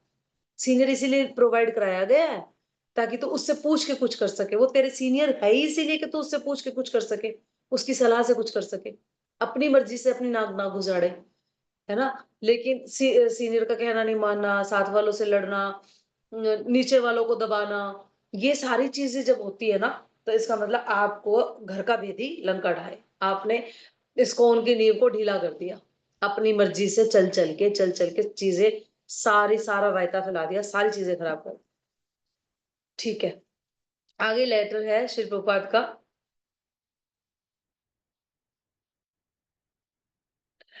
ब्रह्मानंद जी को, ब्रह्मानंद प्रभु को। ब्रह्मानंद प्रभु इज बस वेरी, मतलब बहुत अच्छी हेल्थ के थे, गोलू शोलू, बहुत गोलू शोलू। अभी कुछ साल पहले ही वो नित्य लीला में गए हैं। मेरे को एक दो भक्त बता रहे थे, मेरी जब बात हो रही थी, जब वो नित्य लीला में गए थे, तो कह रहे वो भक्त वहां वृंदावन में रहते हैं, तो वो बता रहे थे, बोले माता जी वो होती ना बैलगाड़ियां, बैलगाड़ियां, अरे बैलगाड़ियों लाई गई उनको उठाने के लिए, और मतलब प्यार से बता रहे थे वो, बहुत ना मजाक में नहीं, इन नोटा, मतलब कि उनकी, उनका कोई उपहास कर रहे थे, प्यार से बता रहे थे, बोले ब्रह्मानंद प्रभु इज वेरी स्वीट, उनको उठाने में हम 5-6 लोग लगे थे, और बैलगाड़ी के ऊपर उन्हें उन्हें ऐसे ले जाया गया था, ट्रांसफर किया गया था। तो आप कभी देखेंगे तो फोटो आप दिखेगा कि he was very heavy body, बहुत हैवी थे।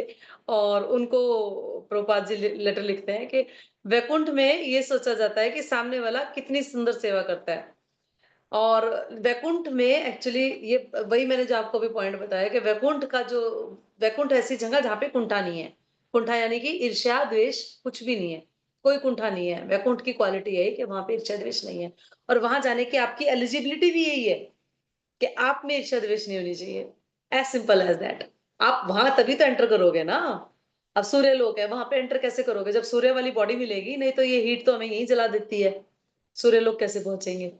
तो उस तरह से आपको वैसी बॉडी तैयार करनी पड़ेगी ना वैकुंठ लोक के लिए, वैसा मन तैयार करना पड़ेगा कि ईर्ष्या द्वेष नहीं हो किसी से। तो वहां पर नहीं है, वहां पर लोगों को एडमायर किया जाता है, देखो ये कितनी सुंदर सेवा कर रहा है, देखो ये कितनी सुंदर सेवा कर रही है, देखो ये कितनी सुंदर सेवा कर रही है।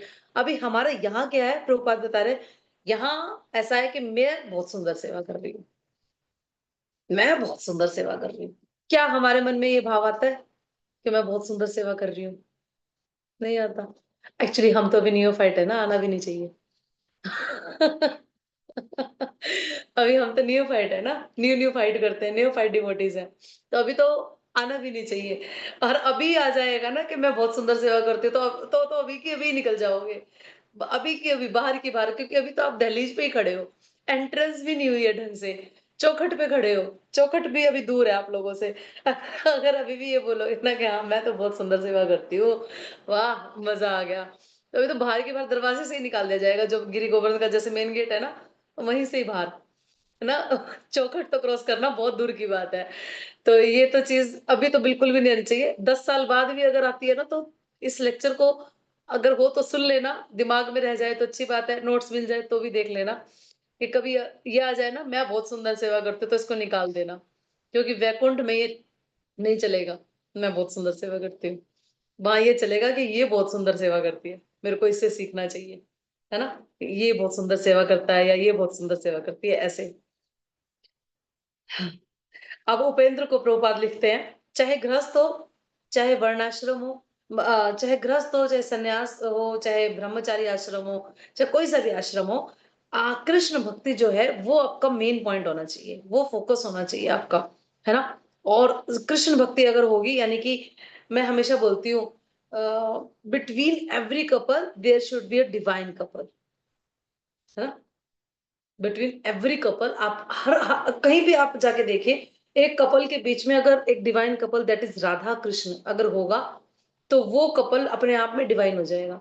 लेकिन कितने ही जानू जानू और कितने ही, अब तो मुझे वर्ड्स भी याद निकल नहीं रहे बाहर, कौन से होते हैं वो प्रेम भरे वर्ड्स, जो भी आप निकाल लीजिए अपने हिसाब से लगा, मेरे को याद नहीं आ रहे। और जानू जानू तो थोड़ा सा याद आ गया बाई चांस, वो भी मैंने सुना था सुबह लेक्चर में, तो याद आ गया। तो हाँ, इस तरह के शब्द होते हैं ना, ये कितना ही बोल लो, लेकिन जब तक आपके बीच में एक वो डिवाइन कपल, राधा कृष्ण का कपल नहीं होगा ना, बात नहीं बनेगी। ये प्रभुपाद उपेंद्र प्रभु को लिखते हैं हमेशा ये बात, और ये लिखते हैं कि मैं बहुत खुश हूँ क्योंकि कृष्णा कॉन्शियसनेस में उपेंद्र प्रभु की वाइफ थी, वो बहुत सहयोग करती थी। तो प्रभुपाद लिखते हैं कि आपकी वाइफ बहुत सहयोग करती है, मैं इस बात से बहुत खुश हूँ। और श्री प्रभुपाद साथ में ये भी बोलते हैं, ये तो हमने डेली कोट्स आते हैं श्री प्रभुपाद की, उसमें भी पढ़ा है कि एक गृहस्थ को संन्यास लेने की नीड नहीं है अगर उसकी पत्नी भक्त है, तो एक गृहस्थ को संन्यास लेने की कोई जरूरत नहीं है। संन्यास आश्रम से भी बड़ा आश्रम है गृहस्थ आश्रम, पर गृहस्थ ऐसा जिसमें डिवाइन कपल की सेवा हो रही हो, वो वाला गृहस्थ नहीं, वो तो गृह मेधी हो जाते हैं, है ना। गृहस्थ नहीं होते, वो गृह मेधी होते हैं। हम उन्हें गृहस्थ बोलते हैं सो कॉल्ड, हम तो गृहस्थी में है जी, नहीं आप गृहस्थी में नहीं हो, आप गृह मेधी हो। आप गृहस्थी को फाड़ रहे हो, बीच में से काट रहे हो। गृहस्थी का असली मतलब आपको पता ही नहीं है कि क्या होता है ना। गृहस्थी का मतलब होता है कि आप गृहस्थ में हो, लेकिन आपके साथ एक डिवाइन कपल है राधा कृष्ण का, और रेगुलर निरंतर उनकी सेवा में लगे हुए दोनों जने, फिर आपको संन्यास की जरूरत नहीं पड़ेगी। नेक्स्ट है लेटर प्रभुपाद का मधु द्विष प्रभु को, मधु द्विष प्रभु को। हाँ, कह रहे हैं कि भक्ति में आगे बढ़ने के लिए आपको प्रार्थनाएं करनी चाहिए, लेकिन प्रार्थनाएं भगवान से नहीं, गुरु के थ्रू होनी चाहिए, भक्तों के थ्रू होनी चाहिए। डायरेक्ट, मैंने कई बार बताया क्लास में, जब हम डायरेक्ट प्रार्थनाएं करते हैं वो गलत होती हैं। अच्छा, आप लोगों में से जितने लोग भोग लगाते हैं, या हमने जिनको भोग के मंत्रास दिए हुए हैं, आपने कभी देखा है कि उसमें कैसे हम भोग लगाते हैं? हम किसको आचमन कराते हैं? पहले गुरु को कराते हैं, मतलब आपके पास गुरु नहीं है तो आप श्री प्रभुपाद को कराते हैं। अच्छा, जब आप भोग उठाते हैं तब कैसे करते हैं? जब लास्ट में गुरु को कहते हैं कि, है ना, हाँ, वैष्णव को सारे परम वैष्णव भयो नमः, तो इस तरह से सीरीज चलती है हमारी। तो हम अपने गुरु को बोलते हैं कि हे गुरुदेव या श्री प्रभुपाद, मैं ये भोग लेके आई हूँ और भगवान के लिए लेके आई हूँ, आपके भगवान के लिए लेके आई हूँ, मेरा तो सामर्थ्य नहीं है कि मेरे भगवान हो, आपके भगवान के लिए लेके आई हूँ, आप इसे उन्हें स्वीकार करने के लिए मेरी प्रार्थनाओं को आगे बढ़ाएं। This is the right way, है ना, this is the right way. गुरु के थ्रू सारी प्रार्थनाएं, भक्ति में आगे बढ़ने के लिए सारी प्रार्थनाएं आपको गुरु के थ्रू होके जाती है।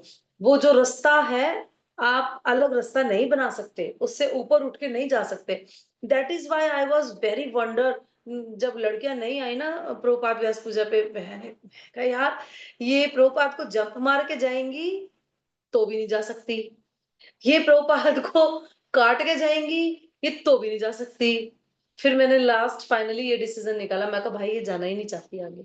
जो नहीं चाहेगा उसके लिए तो मरा नहीं जाएगा ना, जो जाना ही नहीं चाहेगा, जो आगे जाना चाहेगा वो गुरु के थ्रू ही जाएगा। यही राइट प्रोसेस है सारे शास्त्रों का सार, कि वो गुरु के थ्रू जाएगा, है ना। ठीक है, आगे श्री प्रभुपाद बोलते हैं कि सीनियर से, गुरु से थोड़ा डर के रहना चाहिए,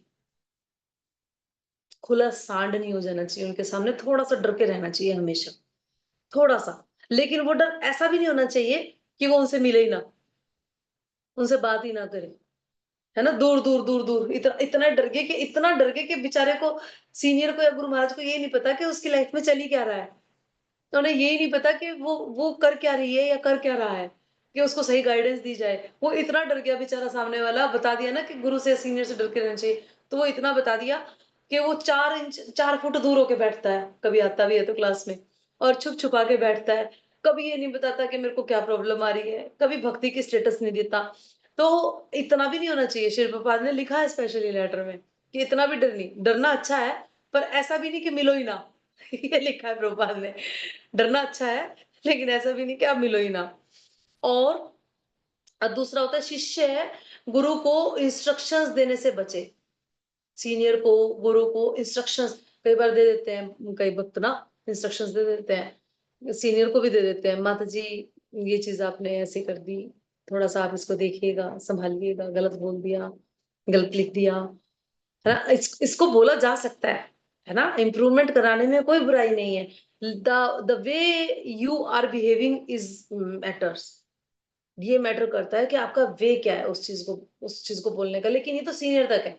and when we talk about guru Maharaj, गुरु, है ना, तो वहां तो कोई इंस्ट्रक्शन बनती ही नहीं, कोई करेक्शन या कोई इंस्ट्रक्शन बनती ही नहीं, 0.000% चांसेस है उसकी कि वहां हम इंस्ट्रक्शन दे। कई बार हम चौड़ में आके इंस्ट्रक्शन देने की कोशिश करते हैं कि मुझे ज्यादा पता है। समटाइम इट हैपेंस दैट गुरु को हर फील्ड की नॉलेज नहीं है, बट शिष्य है। मैं कल, हाँ, I was on the way and I was listening that lecture. गुरु को कई बार हो जाता है कि ज्यादा नॉलेज नहीं है उस विषय की, मान लो उस विषय, एक पर्टिकुलर विषय है, पर्टिकुलर सब्जेक्ट है जिसकी गुरु को नॉलेज नहीं है, और शिष्य उस डिपार्टमेंट का है, उसको ज्यादा नॉलेज है। अब शिष्य को क्या लगेगा, है इतना तो मुझे भी आता है, गुरु महाराज को क्या ही पता है। गिर गए आप भक्ति से, और थोड़े थोड़े नहीं, यूं नहीं कि एक सीढ़ी से निकल के गिरे, दूसरी से गिरे, सीधा सीधा नीचे, कई फ्लोर से सीधा नीचे, है ना। वो गुरु है जिसकी इतनी कैपेसिटी है, जिसकी सक्षमता इतनी है कि वो आपको भगवत धाम ले जा सकता है। और क्या चाहिए, आपकी smartness is not equal to guru's capacity, is not equal to. तो इसीलिए सीनियर के सामने थोड़ा हम्बलनेस के साथ, थोड़ा एटिकेट्स के साथ हमेशा हमेशा रिप्रेजेंट करना चाहिए अपने आप को, और इस तरह से रिप्रेजेंट करना चाहिए कि जैसे गुरु के सामने तो खासकर शिष्य चाहे कितना ही इंटेलिजेंट हो, कितना ही अच्छा प्रचार कर रहा हो, कितना ही कुछ, लेकिन वो गुरु के सामने ऐसे बन के बैठता है कि जैसे उसे कुछ पता ही नहीं है, ही डोंट नो एनीथिंग। ऐसा हमने बहुत सीनियर सीनियर जो डिवोटीज आप देखते हैं ना, मोगले को, वो मोन, सबको देख के आई हूँ मैं कल, अब मोगले को ऑटोग्राफ भी लेके आए हैं हम लोग एक इसके नित्यानंद प्रभु ने एक बुक लॉन्च की है, नित्यानंद प्रभु जो बहादुरगढ़ टेम्पल के प्रेसिडेंट है, तो उनकी बुक खरीद के उस पे मोगले प्रभु के साइन लिए हैं। हाँ, तो ये सारे जितने जितने भक्त आप लोग देखते हैं, हम सभी से कल सभी को देख के आए, वो सभी जब गुरु महाराज का जब ग्लोरिफिकेशन हो रहा था, वहां पर जो इतने सीनियर सीनियर सन्यासी और महाराज जी आए हुए थे, वहां इतने हम्बल लेवल पे वो लोग थे, जिनको आप शूरवीर मान रहे हैं, वो शूरवीर वहां पर बिल्कुल हम्बल बैठे हुए थे बनके। आप सोचिए, थिंक अबाउट इट, है ना। ठीक है, आगे चलते हैं। हाँ, इसमें श्री प्रभुपाद बता रहे हैं कि एक डिस्क्रिप्शन आता है श्रीमद् भागवतम में 11.2.45, 46, 47 में महाराज निवि और नव योगेंद्र का डिस्क्रिप्शन है। महाराज निवि और नव योगेंद्र का डिस्क्रिप्शन है। उस डिस्क्रिप्शन का जो कंक्लूजन है वो ये निकल के आता है कि जो कनिष्ठ अधिकारी होते हैं, यानी कि हम जो कनिष्ठ अधिकारी होते हैं, जो सीधे डायरेक्ट भगवान से संबंध स्थापित करने की कोशिश करते हैं, उनकी लाइफ स्ट्रगलिंग होती है बहुत ज्यादा, बहुत ज्यादा। लेकिन अगर वो वैष्णव बिहेवियर को ढंग से करें और उसको समझें और उसके साथ आगे बढ़े, तो वो कनिष्ठ से मध्यम अधिकारी तक बहुत जल्दी पहुंच जाते हैं। कनिष्ठ से मध्यम अधिकारी के लेवल पे वो बहुत जल्दी आ जाते हैं। उत्तम अधिकारी तक हमारी सोच नहीं जाएगी, क्योंकि उत्तम अधिकारी से भी नीचे ही उतर के आना पड़ेगा प्रचार करने के लिए। ये हमने क्लास में भी कई बार डिस्कस किया। लेकिन एटलीस्ट मध्यम अधिकारी तक हम पहुंचे, है ना। और मध्यम अधिकारी के गुण आप लोगों को पता ही है, सिम्टम्स आप लोगों को पता ही है, मैंने बताया हुआ है, आप आज फिर रिपीट कर देते हैं। भगवान के प्रति प्रेम, साथ वालों के प्रति क्या क्या, बताओ आप लोग, बताओ, कोई बताओ आप में से कोई बताना चाहेगा क्या। मैत्री। हाँ हाँ, मैत्री। हरे कृष्ण। हाँ, और नीचे वालों के प्रति करुणा। और जो जो भगवान से द्वेष रखते हैं, जो भगवान के बारे में बात ही नहीं करना चाहते हैं, उनसे दूरी। इस तरह से 4 सिम्टम होते हैं। उनसे दूरी बना के रखते हैं वो लोग, उनकी उपेक्षा करते हैं, मतलब उनसे दूरी। ये 4 सिम्टम होते हैं इस तरह के। और फिर एक पॉइंट आता है निकल के, भगवत प्रेम जो है, भगवान के प्रति जो प्रेम है आपका, कब बढ़ेगा, जब आप भक्तों के मुख से सुनोगे। चैंटिंग 64 जो हमारी जो प्रोसेस है, 64 जो लिम्स है हमारे भक्ति के, जो स्तंभ है 64, 64 स्तंभ, उसमें से एक स्तंभ है ये चैंटिंग। अब आप सोचिए, आप दिन में कितने स्तंभ अटेम्प्ट करते हैं। तुलसी परिक्रमा करना, तुलसी महारानी का आचमन लेना, भगवान को भोग लगवाना, भगवान की आरती करना, भगवान की ड्रेसिंग करना, मंदिर में विग्रह की सफाई करना, मंदिर की सफाई करना, भोग बनाना, है ना, और मंत्रों का उच्चारण करना, दीप दिखाना, जपा करना, नाम अपराध पढ़ना, वैष्णव के प्रति एटिकेट्स रखना। इस तरह करके अभी आपको भक्ति रसामृत सिंधु जब भक्ति शास्त्री में कुछ बच्चों को कराया जाएगा ना, 64 लिम्स आते हैं। तो उन 64 लिम्स में से आप कितने दिन के लिम्स करते हैं। Chanting, no hearing, no reading, nothing. लेकिन हियरिंग, अगर आप भक्तों के मुंह से सुनेंगे ना, तो भगवान के लिए प्रेम डेवलप होगा। इजी सोर्स है ये, बहुत ज्यादा एफर्टलेस सोर्स। सिर्फ आपको भगवान के प्रति अच्छे भक्तों से, श्रेष्ठ भक्तों के मुख से सुनना है ना, ऐसा। ठीक है, आगे चलते हैं।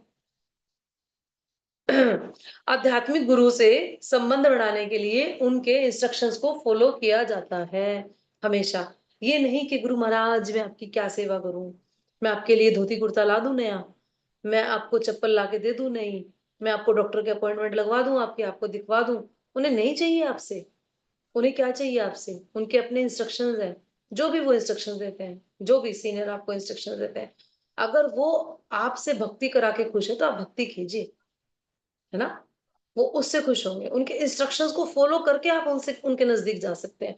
जैसे कि मान लीजिए आपको प्यास लगी हुई है और आपकी मम्मी ने प्यार में आपको दूध पकड़ा दिया पानी की जगह। देखो प्यार है बहुत, है ना, तो प्यास बुझेगी क्या, नहीं, नहीं। लेकिन उनका तो प्यार है ना, पर वो प्यार आपको दिखेगा क्या। मान लो बहुत कितनी तेज प्यास है आपको, you are about to going to die, तो उसमें दूध पी के कैसा लगेगा, या दूध आपके सामने आ गया तो कितना फ्रस्ट्रेटिंग होगा। वही सेम थिंग फेस की जाती है जब गुरु या सीनियर आपको जो बोलता है कि आप ये करो, उससे हटके जब आप कुछ और करने लगते हो, तो उनसे प्रेम बढ़ाने के लिए, उनके नजदीक जाने के लिए जो वो कह रहे हैं उसको फॉलो करो। हमेशा उनके इंस्ट्रक्शंस को फॉलो करना होता है। इसीलिए हमेशा कोई भी बच्चे जिन्होंने हमारी इस्कॉन की मंगला आरती अटेंड की हुई है, आपको पता होगा हमारे यहाँ पे जब जो 4:30 बजे मंगला आरती होती है उसे गुरुवाष्टक बोलते हैं हम मंगला आरती को। और उस गुरुवाष्टक में पूरा पूरा सिर्फ और सिर्फ गुरु का बखान है, कुछ भी नहीं है उसके अलावा, सिर्फ गुरु का। गुरु संसार दावा नल लीढ़ा लोका, ये पूरा का पूरा संसार आग की तरह है मेरे गुरुदेव। जैसे आप बारिश बन के बरस जाओ इस आग के ऊपर और सारी को ठंडा कर दो, आप ऐसे गुरु हैं। आप ऐसे गुरु हैं जो अर्चा विग्रह की सेवा में मुझे लगाते हैं। आप ऐसे गुरु हैं जिनके जो भगवान के नाम रूप गुण लीलाओं का आनंद उठाते हैं और मुझे भी उसका आनंद उठाने के लिए अवसर देते हैं। आप ऐसे गुरु हैं जो भगवान को 4 तरह के पदार्थ चूसने वाले, चबाने वाले, निगलने वाले, इस तरह के 4 तरह के पदार्थ भगवान को भोग लगाते हैं और फिर वो भोग लगा हुआ प्रसाद मुझे भी मिलता है, जिससे मेरी चेतना में भक्ति विकसित होती है। ये सारी की सारी उसमें मिलेगी आपको जो हम मंगला आरती करते हैं, उसी का ट्रांसलेशन बता रही हूँ मैं आपको शॉर्ट में। तो मंगला आरती में पूरा का पूरा गुरु का वर्णन है। हम सबसे पहले उठते ही पहली एक्टिविटी यही करते हैं कि मंगला आरती अटेंड करते हैं, है ना। उठते ही नहा धो के अपने आप को फ्रेश करके मंगला आरती का प्रोसीजर करते हैं ना, अटेंड करते हैं, मंगला आरती करते हैं, व्हाटएवर इट इज। तो सबसे पहले उठते ही हम गुरु की महिमा का गुणगान करते हैं। अब आप सोचिए, जब दिन की पहली एक्टिविटी जो गुरु की महिमा है, वो फिर कितनी इंपॉर्टेंट होगी। अगर दिन की शुरुआत आप गुरु की महिमा से कर रहे हैं तो वो कितनी इंपॉर्टेंट होगी। थिंक अबाउट इट, है ना, सोचिए इस चीज को और फिर उसके अकॉर्डिंग ही चलिए, उसके अकॉर्डिंग ही चलिए, ठीक है। और ऐसा भी बताया जाता है कि गुरु को दिन में 3 बार याद करना चाहिए, एटलीस्ट 3 बार, सुबह दोपहर शाम। जैसे हम गायत्री दीक्षित हैं तो हम सुबह दोपहर शाम गायत्री करते हैं, उसी तरह तीनों बार जब हम गायत्री करते हैं तो साथ साथ अपने गुरु को भी, उनको प्रणाम करना, उनको हृदय से याद करना। ये definitely definitely it should be in your habit, in your daily life practices. मतलब नॉट योर, एक्चुअली मैं बता रही हूँ ना, वैष्णव एटिकेट्स धीरे धीरे इसकी इंटेंसिटी इतनी बढ़ जाएगी कि आपको लगेगा this is none of my business, ये मेरे काम की चीज नहीं है। बट आप अटेंड करना चाहो करो, नहीं करना चाहो मत करो, कोई इश्यू नहीं है। बट जो बच्चे करना चाहते हैं उनका स्वागत है। बहुत इंटेंसिटी बढ़ेगी तो कहीं ना कहीं आपके माइंड में अगर ये चीज आती है कि मेरे काम की चीज तो नहीं है, मेरे पास तो कोई गुरु नहीं है, मुझे तो इस्कॉन का आई भी नहीं आता, मुझे तो कुछ पता ही नहीं है, तो फिर आप जहां ड्रॉप करना चाहे तो कर सकते हैं। नोट्स बना के रखना चाहे फ्यूचर के लिए तो वो भी रख सकते हैं। आज नहीं तो कल कहीं ना कहीं तो आप अच्छी संस्था से जुड़ के, सांप्रदायिक, सॉरी, 4 तरह के जो वैलिड संप्रदाय हैं उनसे जुड़ के कहीं ना कहीं तो दीक्षा लेंगे। हर जगह यही वैष्णव एटिकेट्स फॉलो किए जाते हैं। चाहे आप रुद्र संप्रदाय में चले जाएं, चाहे आप हमारे वाले ब्रह्मगौड़िया संप्रदाय में आ जाएं, चाहे आप श्री संप्रदाय में चले जाएं, चाहे आप कुमार संप्रदाय में चले जाएं, कहीं भी चले जाएं, वैष्णव एटिकेट्स जो है सेम होते हैं। यानी कि प्रिंसिपल्स जो है वो सेम होते हैं, डिटेल्स चेंज हो सकती है उसकी। ये प्रिंसिपल्स है सारे के सारे, डिटेल्स हो सकता है थोड़ी बहुत चेंज हो जाए कहीं ऊपर नीचे जाके, अदरवाइज प्रिंसिपल्स वैष्णव एटिकेट सबके लिए सेम रहेंगे। तो आप 4 जो संप्रदाय वैलिड है इनमें कहीं ना कहीं जाके या इस्कॉन में रह के फ्यूचर में काम आएगा, उसके लिए नोट्स बना सकते हैं, ठीक है। अच्छा अच्छा, इसमें एक और बताया जाता है कि कई बार ना गुरु को फैमिली फैमिली का गुरु बना लिया जाता है, पूरी फैमिली ने उठा के एक ही गुरु बना लिया। देखा है आपने कभी? हमने देखा है, हमने देखा है। हमने तो फैमिली नहीं कुनबा देखा है, पूरा पूरे कुनबे ने उठा के एक ही गुरु बना लिया। वो पूरा कुनबा एक ही गली में रह रहा है। I am just talking about my self, मेरे परिवार की, मेरे मायके की बात कर रही हूँ मैं। वहां पे मैंने देखा है पूरा कुनबा, जैसे ताई चाचे मामे फूफे सारे एक ही गली में रह रहे हैं, वो 18-20 घर, और सबने उठा के एक ही गुरु बना लिया। They don't have reason behind it, उनके पास कोई रीजन नहीं है कि उन्होंने सबने एक ही क्यों बनाया। तो वो गुरु आपके फैमिली प्रीस्ट की तरह नहीं है, आएगा और आपकी पूजा हवन और यज्ञ करा करा के जाएगा। गुरु is not just like family priest, है ना। आएगा, आपको हवन कराएगा और करा के जाएगा, सारी चीजें करा के जाएगा। गुरु की बात जो ऐसी हो जो आपको भगवान तक लेके जाए, नजदीक लेके जाए, उसको मानना शिष्य का कर्तव्य बनता है। ना कि शिष्य ये समझे कि ये तो मेरा घर का पुजारी हो गया, मतलब मैंने खरीद लिया इसको, ये गुरु हमारा ही है, बस हमारे अकॉर्डिंग हमें डेट्स देगा, हमारे अकॉर्डिंग हमारे से मिलने आएगा, हमारे अकॉर्डिंग हमारा यज्ञ वगैरह करेगा। मैं अभी कुछ दिन पहले एक स्टेटस देख रही थी, तो उसपे कुछ ये एनिमेटेड फोटोज थे, तो उसमें एक बोल रही है फीमेल कि गुरु महाराज, मैं 4 बजे नहीं उठ सकती, मेरी बहुत मजबूरी है, मैं उठ नहीं सकती, मुझसे उठा नहीं जाता। तो तो मैं क्या करूं, कुछ ऐसा था, तो मैं क्या करूं, नहीं, हाँ गुरु महाराज मैं 4 बजे नहीं उठ सकती, ऐसा। तो फिर वो गुरु का जवाब लिखा हुआ आ रहा था, उसपे कह रहे तो बेटी तुझे गुरु नहीं, तुझे चेला चाहिए। यानी कि आप अपनी कंडीशन बनवाना चाह रहे हो, मैं 4 बजे नहीं उठ सकती, मुझे कंसेशन दे दीजिए, मैं 5 साढ़े 5 उठ जाऊं। तो यानी कि आपको तो चेला चाहिए, आपको गुरु नहीं चाहिए, क्योंकि गुरु का तो मतलब ये है कि उसने जो बोल दिया क्लियर कट है वो, एज इट इज, है ना, इसमें नो इफ नो बट कुछ नहीं होता। और गुरु बेवकूफ नहीं है, वो सोच समझ के बोलता है, वो है ही गुरु इसलिए, वो गुरु महाराज की उपाधि पे बैठे ही इसलिए हैं, उनको गोस्वामी बुला ही इसलिए गया है। ऐसे ही अरे गरे नथु कहने को मेरे जैसे को गुरु बना के नहीं बिठाया गया, उनको बिठाया गया जिन जो एक्चुअली में गोस्वामी है ना। तो फिर वो उस लेवल तक है कि उन्होंने जो भी इंस्ट्रक्शन दिए हैं वो डेफिनेटली आपकी भलाई के लिए है। और वहां पे भी अगर इफ बट चलता है तो फिर आपको गुरु नहीं चेला चाहिए। तो गुरु गुरु का तो आपको मानना है ना, आप चेले से मनवा सकते हो अपनी। ठीक है, आगे चलते हैं, आगे चलते हैं। गुरु की कैटेगरीज हमने बताई हुई है आपको, फिर बता देते हैं। पथ प्रदर्शक गुरु, शिक्षा गुरु, दीक्षा गुरु, एक चेत्य गुरु होते हैं जो हमारे हृदय में होते हैं, है ना। चेत्य गुरु मीन्स जब हम कोई भी गलत काम कर रहे हो तो हमारे मन से आवाज आती है ना, कहते हैं परमात्मा की आवाज आती है। एक हम छोटे थे ना, ऐसे बोलते थे कुछ भी गलत करोगे परमात्मा की पहली आवाज आती है कि नहीं नहीं ये तो गलत कर रही है तू, है ना, ऐसा होता है ना। हम छोटे थे, हमें बोला जाता, और सच में होता है ऐसा। आप कुछ भी अगर आपने मान लो किसी को ऊंचा भी बोल दिया, फिर आपके अंदर से आवाज आएगी, यार मैंने ज्यादा ही नहीं कर दिया, इतना भी क्या ही जरूरत थी। वो पहली आवाज परमात्मा की होती है, करने से पहले भी पहली आवाज जो परमात्मा की होती है, दैट इज कॉल्ड चैत्य गुरु। वो आपको इंस्ट्रक्ट करते हैं, आपको ये करना चाहिए, ये सही है और ये गलत है। लेकिन हम उनकी आवाज सुनते नहीं है, अगर सुने तो हमारा पहला गुरु हमारे अंदर ही है, चैत्य गुरु। फिर होते हैं पथ प्रदर्शक गुरु, यानी कि जस्ट लाइक रवीना, अंकिता, आरती और अंचल को लेके आई अपने साथ, है ना, दीज आर पथ प्रदर्शक गुरु, जिसने राह दिखाई आप, पथ प्रदर्शक। फिर होता है शिक्षा गुरु, जो आपको फिर आगे शिक्षा देते हैं।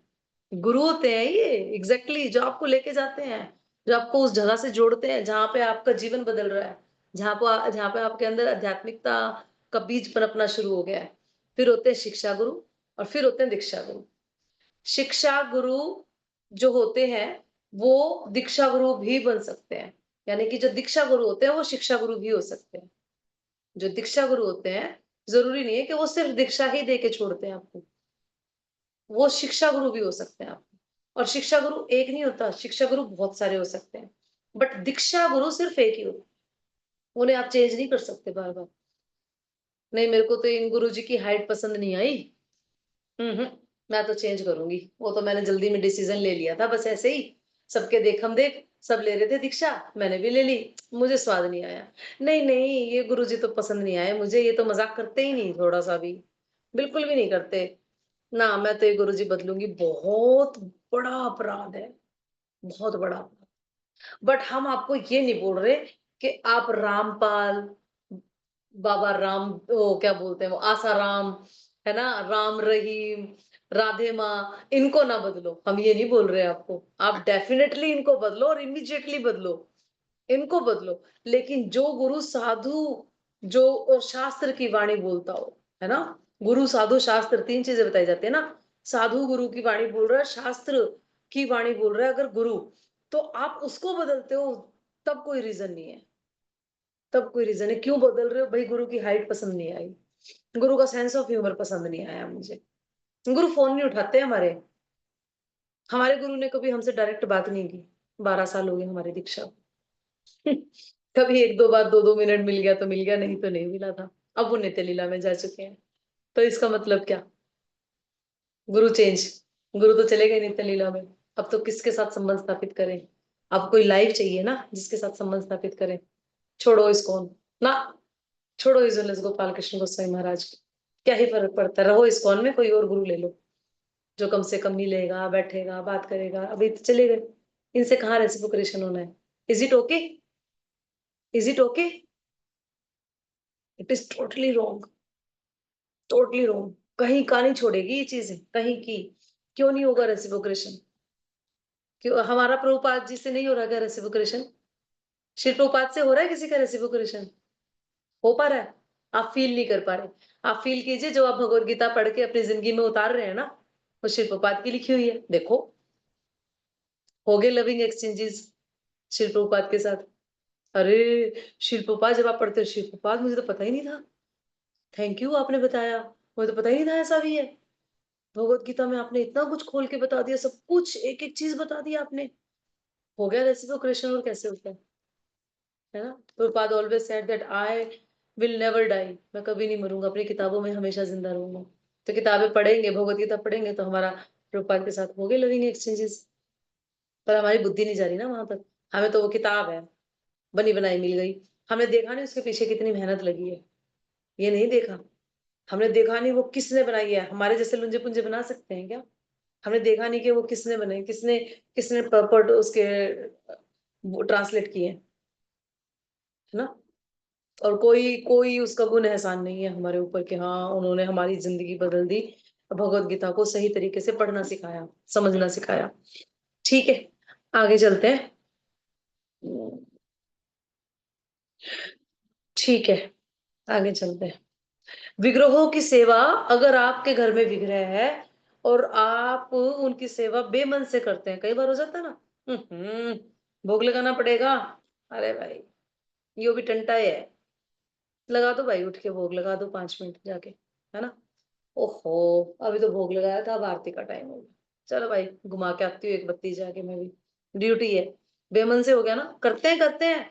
इतना हैरानी से मत देखिए आप लोग मुझे, सारे इतनी हैरानी से फेस बना लिए सबने। करते हैं ऐसा, लोग करते हैं। कभी भगवान से प्रार्थना है कि आप और हम ना करें कभी ऐसा, है ना? लेकिन करते हैं।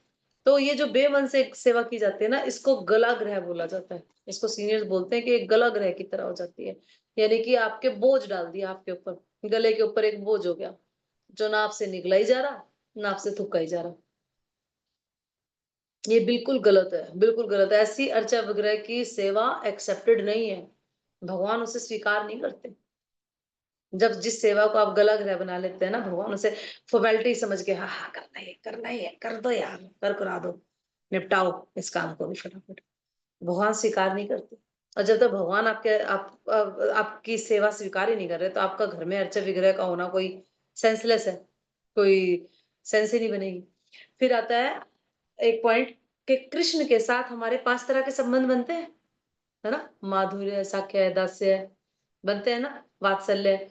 लेकिन गुरु के साथ हमारा सिर्फ एक ही संबंध होता है, दैट इज दास्य। सिर्फ एक। गुरु के साथ आपका कोई माधुर्य नहीं, कोई वात्सल्य नहीं, है ना? कोई संबंध नहीं किसी भी तरह का, सिर्फ और सिर्फ दास्य संबंध। और उसी लिमिट में उसी तरीके से बिहेव करते हुए रहे हम गुरु के साथ, तो हमारी भक्ति कैसे पनपेगी, कैसे बढ़ेगी? बहुत तेजी से, बहुत तीव्रता से। तीव्रेण भक्ति योगेन, बहुत तीव्रता से। और श्री प्रभुपाद को, हाँ, एक सत स्वरूप महाराज है हमारे स्कूल में, बहुत ही। अपना माइक बंद करो बेटा, राखी अपना माइक बंद करो, शायद राखी की आवाज आ रही है, प्लीज अपना माइक बंद करो और बच्चों को सुनने देते हैं हम, है ना? एक सत स्वरूप महाराज है इस्कॉन में, वो बताते हैं, अपने आर्टिकल में लिखते हैं वो, कि श्री प्रभुपाद के प्रसाद ने मुझे बचा लिया। श्री प्रभुपाद ने मुझे इतना प्रसाद खिलाया, इतना प्रसाद कराया कि उन्होंने मुझे बचा लिया, मेरे जीवन को बचा लिया, है ना? और उन्होंने मुझे, उनके प्रसाद ने मुझे इस तरह से बचा लिया, वो आगे ऐसे लिखते हैं कि जिस तरह से एक गली के कुत्ते को सही तरीके से खाना वाना, वो कमजोर हो जाता है, तो उसको सही तरीके से खाना वाना दे के, उसको सहला के और करके, उसका ट्रीटमेंट करके उसको ठीक स्वस्थ किया जाता है ना, उसकी जान बचाई जाती है। उस तरह से शिल प्रभुपाद ने मुझे बचा लिया। एज वेल एज सतस्वरूप महाराज ये स्टेटमेंट देते हैं। और शिल प्रभुपाद स्वयं स्वयं खुद 15 आइटम बनाते थे डिसाइपल्स के लिए, उन डिसाइपल्स के लिए जो चरस गांजा लेते थे, उनके लिए शिल प्रभुपाद स्वयं खुद अपने हाथ से 15 आइटम्स बनाते थे। हमने भी इस बार इस चीज को पढ़ के ऐसा सोचा है, प्रयास करेंगे आप लोगों के लिए इस संडे क्लास में, कि सारा फीस्ट मैं खुद बनाऊं। जो आप कहें, आप लोग ग्रुप में बता दीजिएगा जो आपको फेवरेट हो। कोशिश करूंगी ज्यादा से ज्यादा आइटम अटेम्प्ट कर सकूं। इस बार की ऑफलाइन क्लास में मेरी भी कोशिश है कि आप लोगों को एक फीस्ट कराया जाए मेरे द्वारा गिरि गोवर्धन में। और आगे चलते हैं।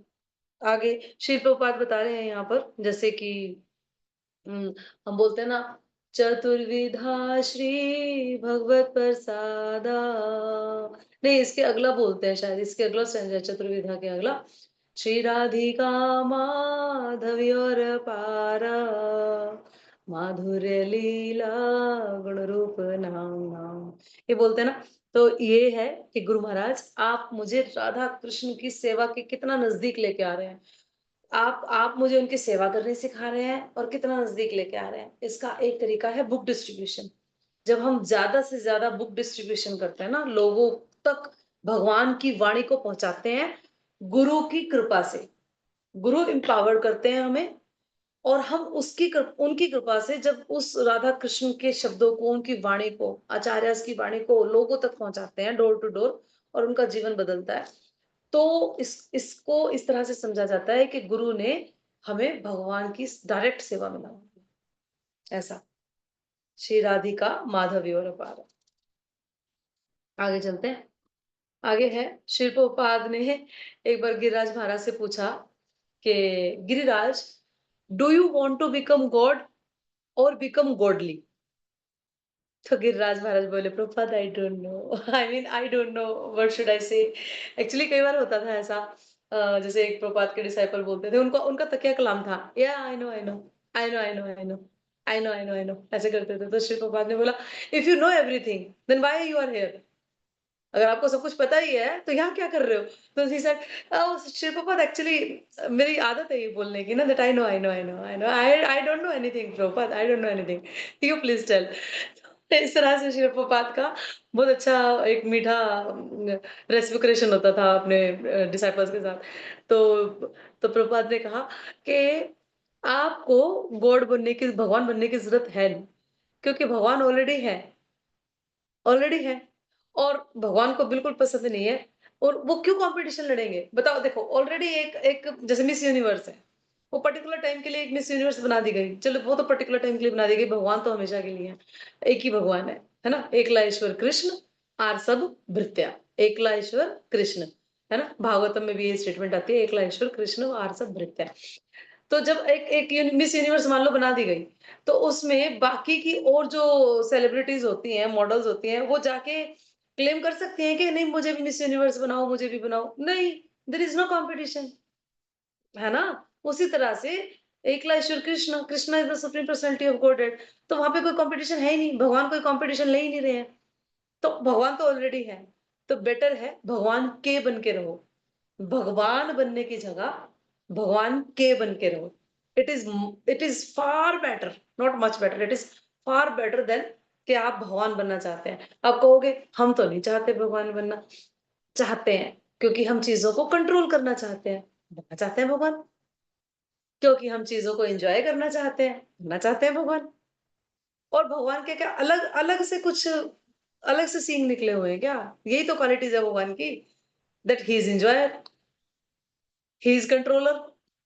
But if we talk about ourselves, we want to control, we want to enjoy, तो हम भगवान बनना चाहते हैं। अलग से क्राउन लगेगा जब थोड़ी भगवान बनेंगे कि हाँ मुझे घोषित कर दिया गया दैट रामनाथ कृपा देवी दासी इज दासी, रामनाथ कृपा इज इक्वल टू दासी लगा के, तो फिर वो भगवान वाली फीलिंग नहीं आएगी ना।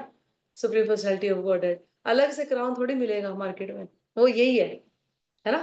ठीक है, बच्चों के पीछे से हाथ की आवाजें आने लगी है कि जाना है जाना है जाना है, 2 मिनट और रुको, फिर मैं एक बार देखती हूँ क्या टाइम होगा।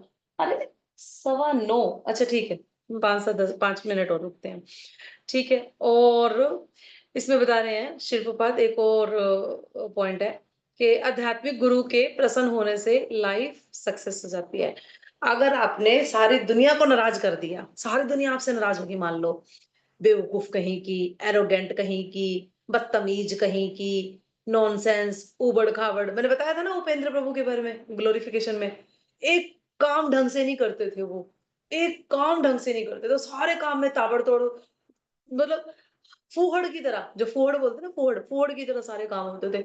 स्टिल शिल प्रभुपाद एक्सेप्ट, ये शिल प्रभुपाद की उदारता है कि उन्होंने उनको एक्सेप्ट किया, और ये उन प्रभु जी की, प्रभुपाद के डिसाइपल की जो डेडिकेशन है, उनका लव है कि वो जैसे भी है, जो भी है, उनका उनकी सर्व करने की इच्छा इतनी तगड़ी है, इतनी जबरदस्त है।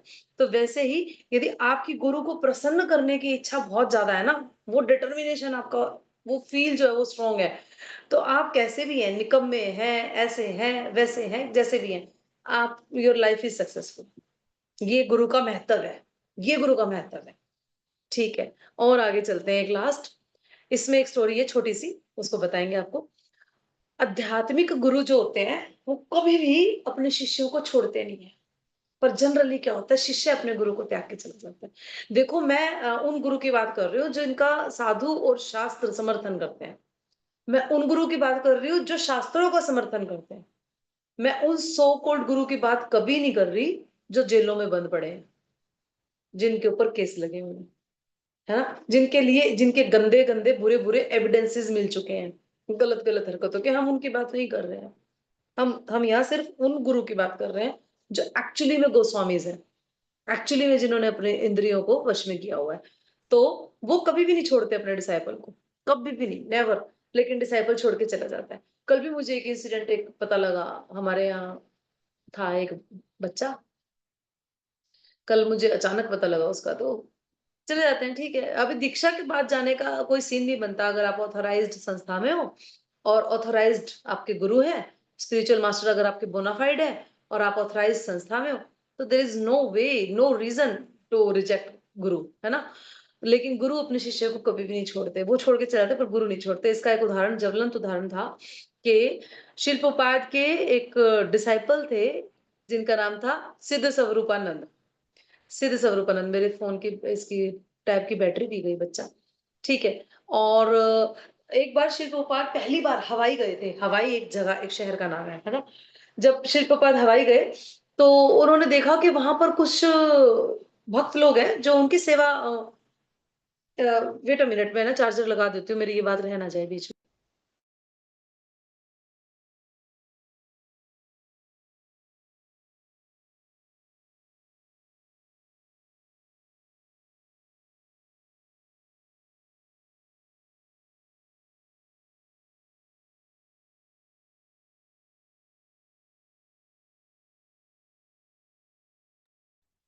Yes, thank you so much for your patience. हाँ, तो जो सिद्ध स्वरूपानंद थे, जब वो हवाई गए तो उन्होंने देखा प्रभुपाद ने कि यहाँ पर कुछ लोग उनका स्वागत करने के लिए आए हैं। Shri Prabhupada was very surprise, क्योंकि श्री प्रभुपाद का पहला दौरा था हवाई का, और वो बोल रहे हैं कि ये कहाँ से है, ये कौन लोग है, मतलब यहाँ कैसे प्रचार बढ़ा, ये कैसे हुआ। तो धीरे धीरे करके उन लोगों ने बताया कि यहाँ पर एक सिद्ध स्वरूपानंद करके एक भक्त है जिनके अंडर में हम सेवाएं कर रहे हैं। तो प्रभुपाद ने उनको बुलाया, सिद्ध स्वरूपानंद जो प्रभु जी थे उनको बुलाया, और उनसे पूछा, तो उन्होंने कहा कि मैं आपके लेक्चर्स एंड और आपके पत्र पढ़, जो आपके ट्रांजैक्शंस हैं, जो आपके लेक्चर्स हैं, जो आपका टीवी पे जो इंटरव्यूज है वो सब देखता हूँ, और इस सबसे मुझे आपके साथ बहुत अच्छा लगता है। तो श्री प्रभुपाद ने देखा कि हाँ, ये एक अच्छा भक्त बन सकता है। श्री प्रभुपाद हमेशा कोशिश करते थे। एक डेविड था शुरू में, जब श्री प्रभुपाद न्यूयॉर्क गए थे तो उसको बहुत अच्छा भक्त बनाने की कोशिश की प्रभुपाद ने। एक बार वो नशा करके प्रभुपाद के ऊपर उसने हमला ही कर दिया जोर से, और प्रभुपाद को रातों रात अपना सामान लेके, अपना सूटकेस लेके, अपना टाइपराइटर लेके भागना पड़ा वहां से निकल के।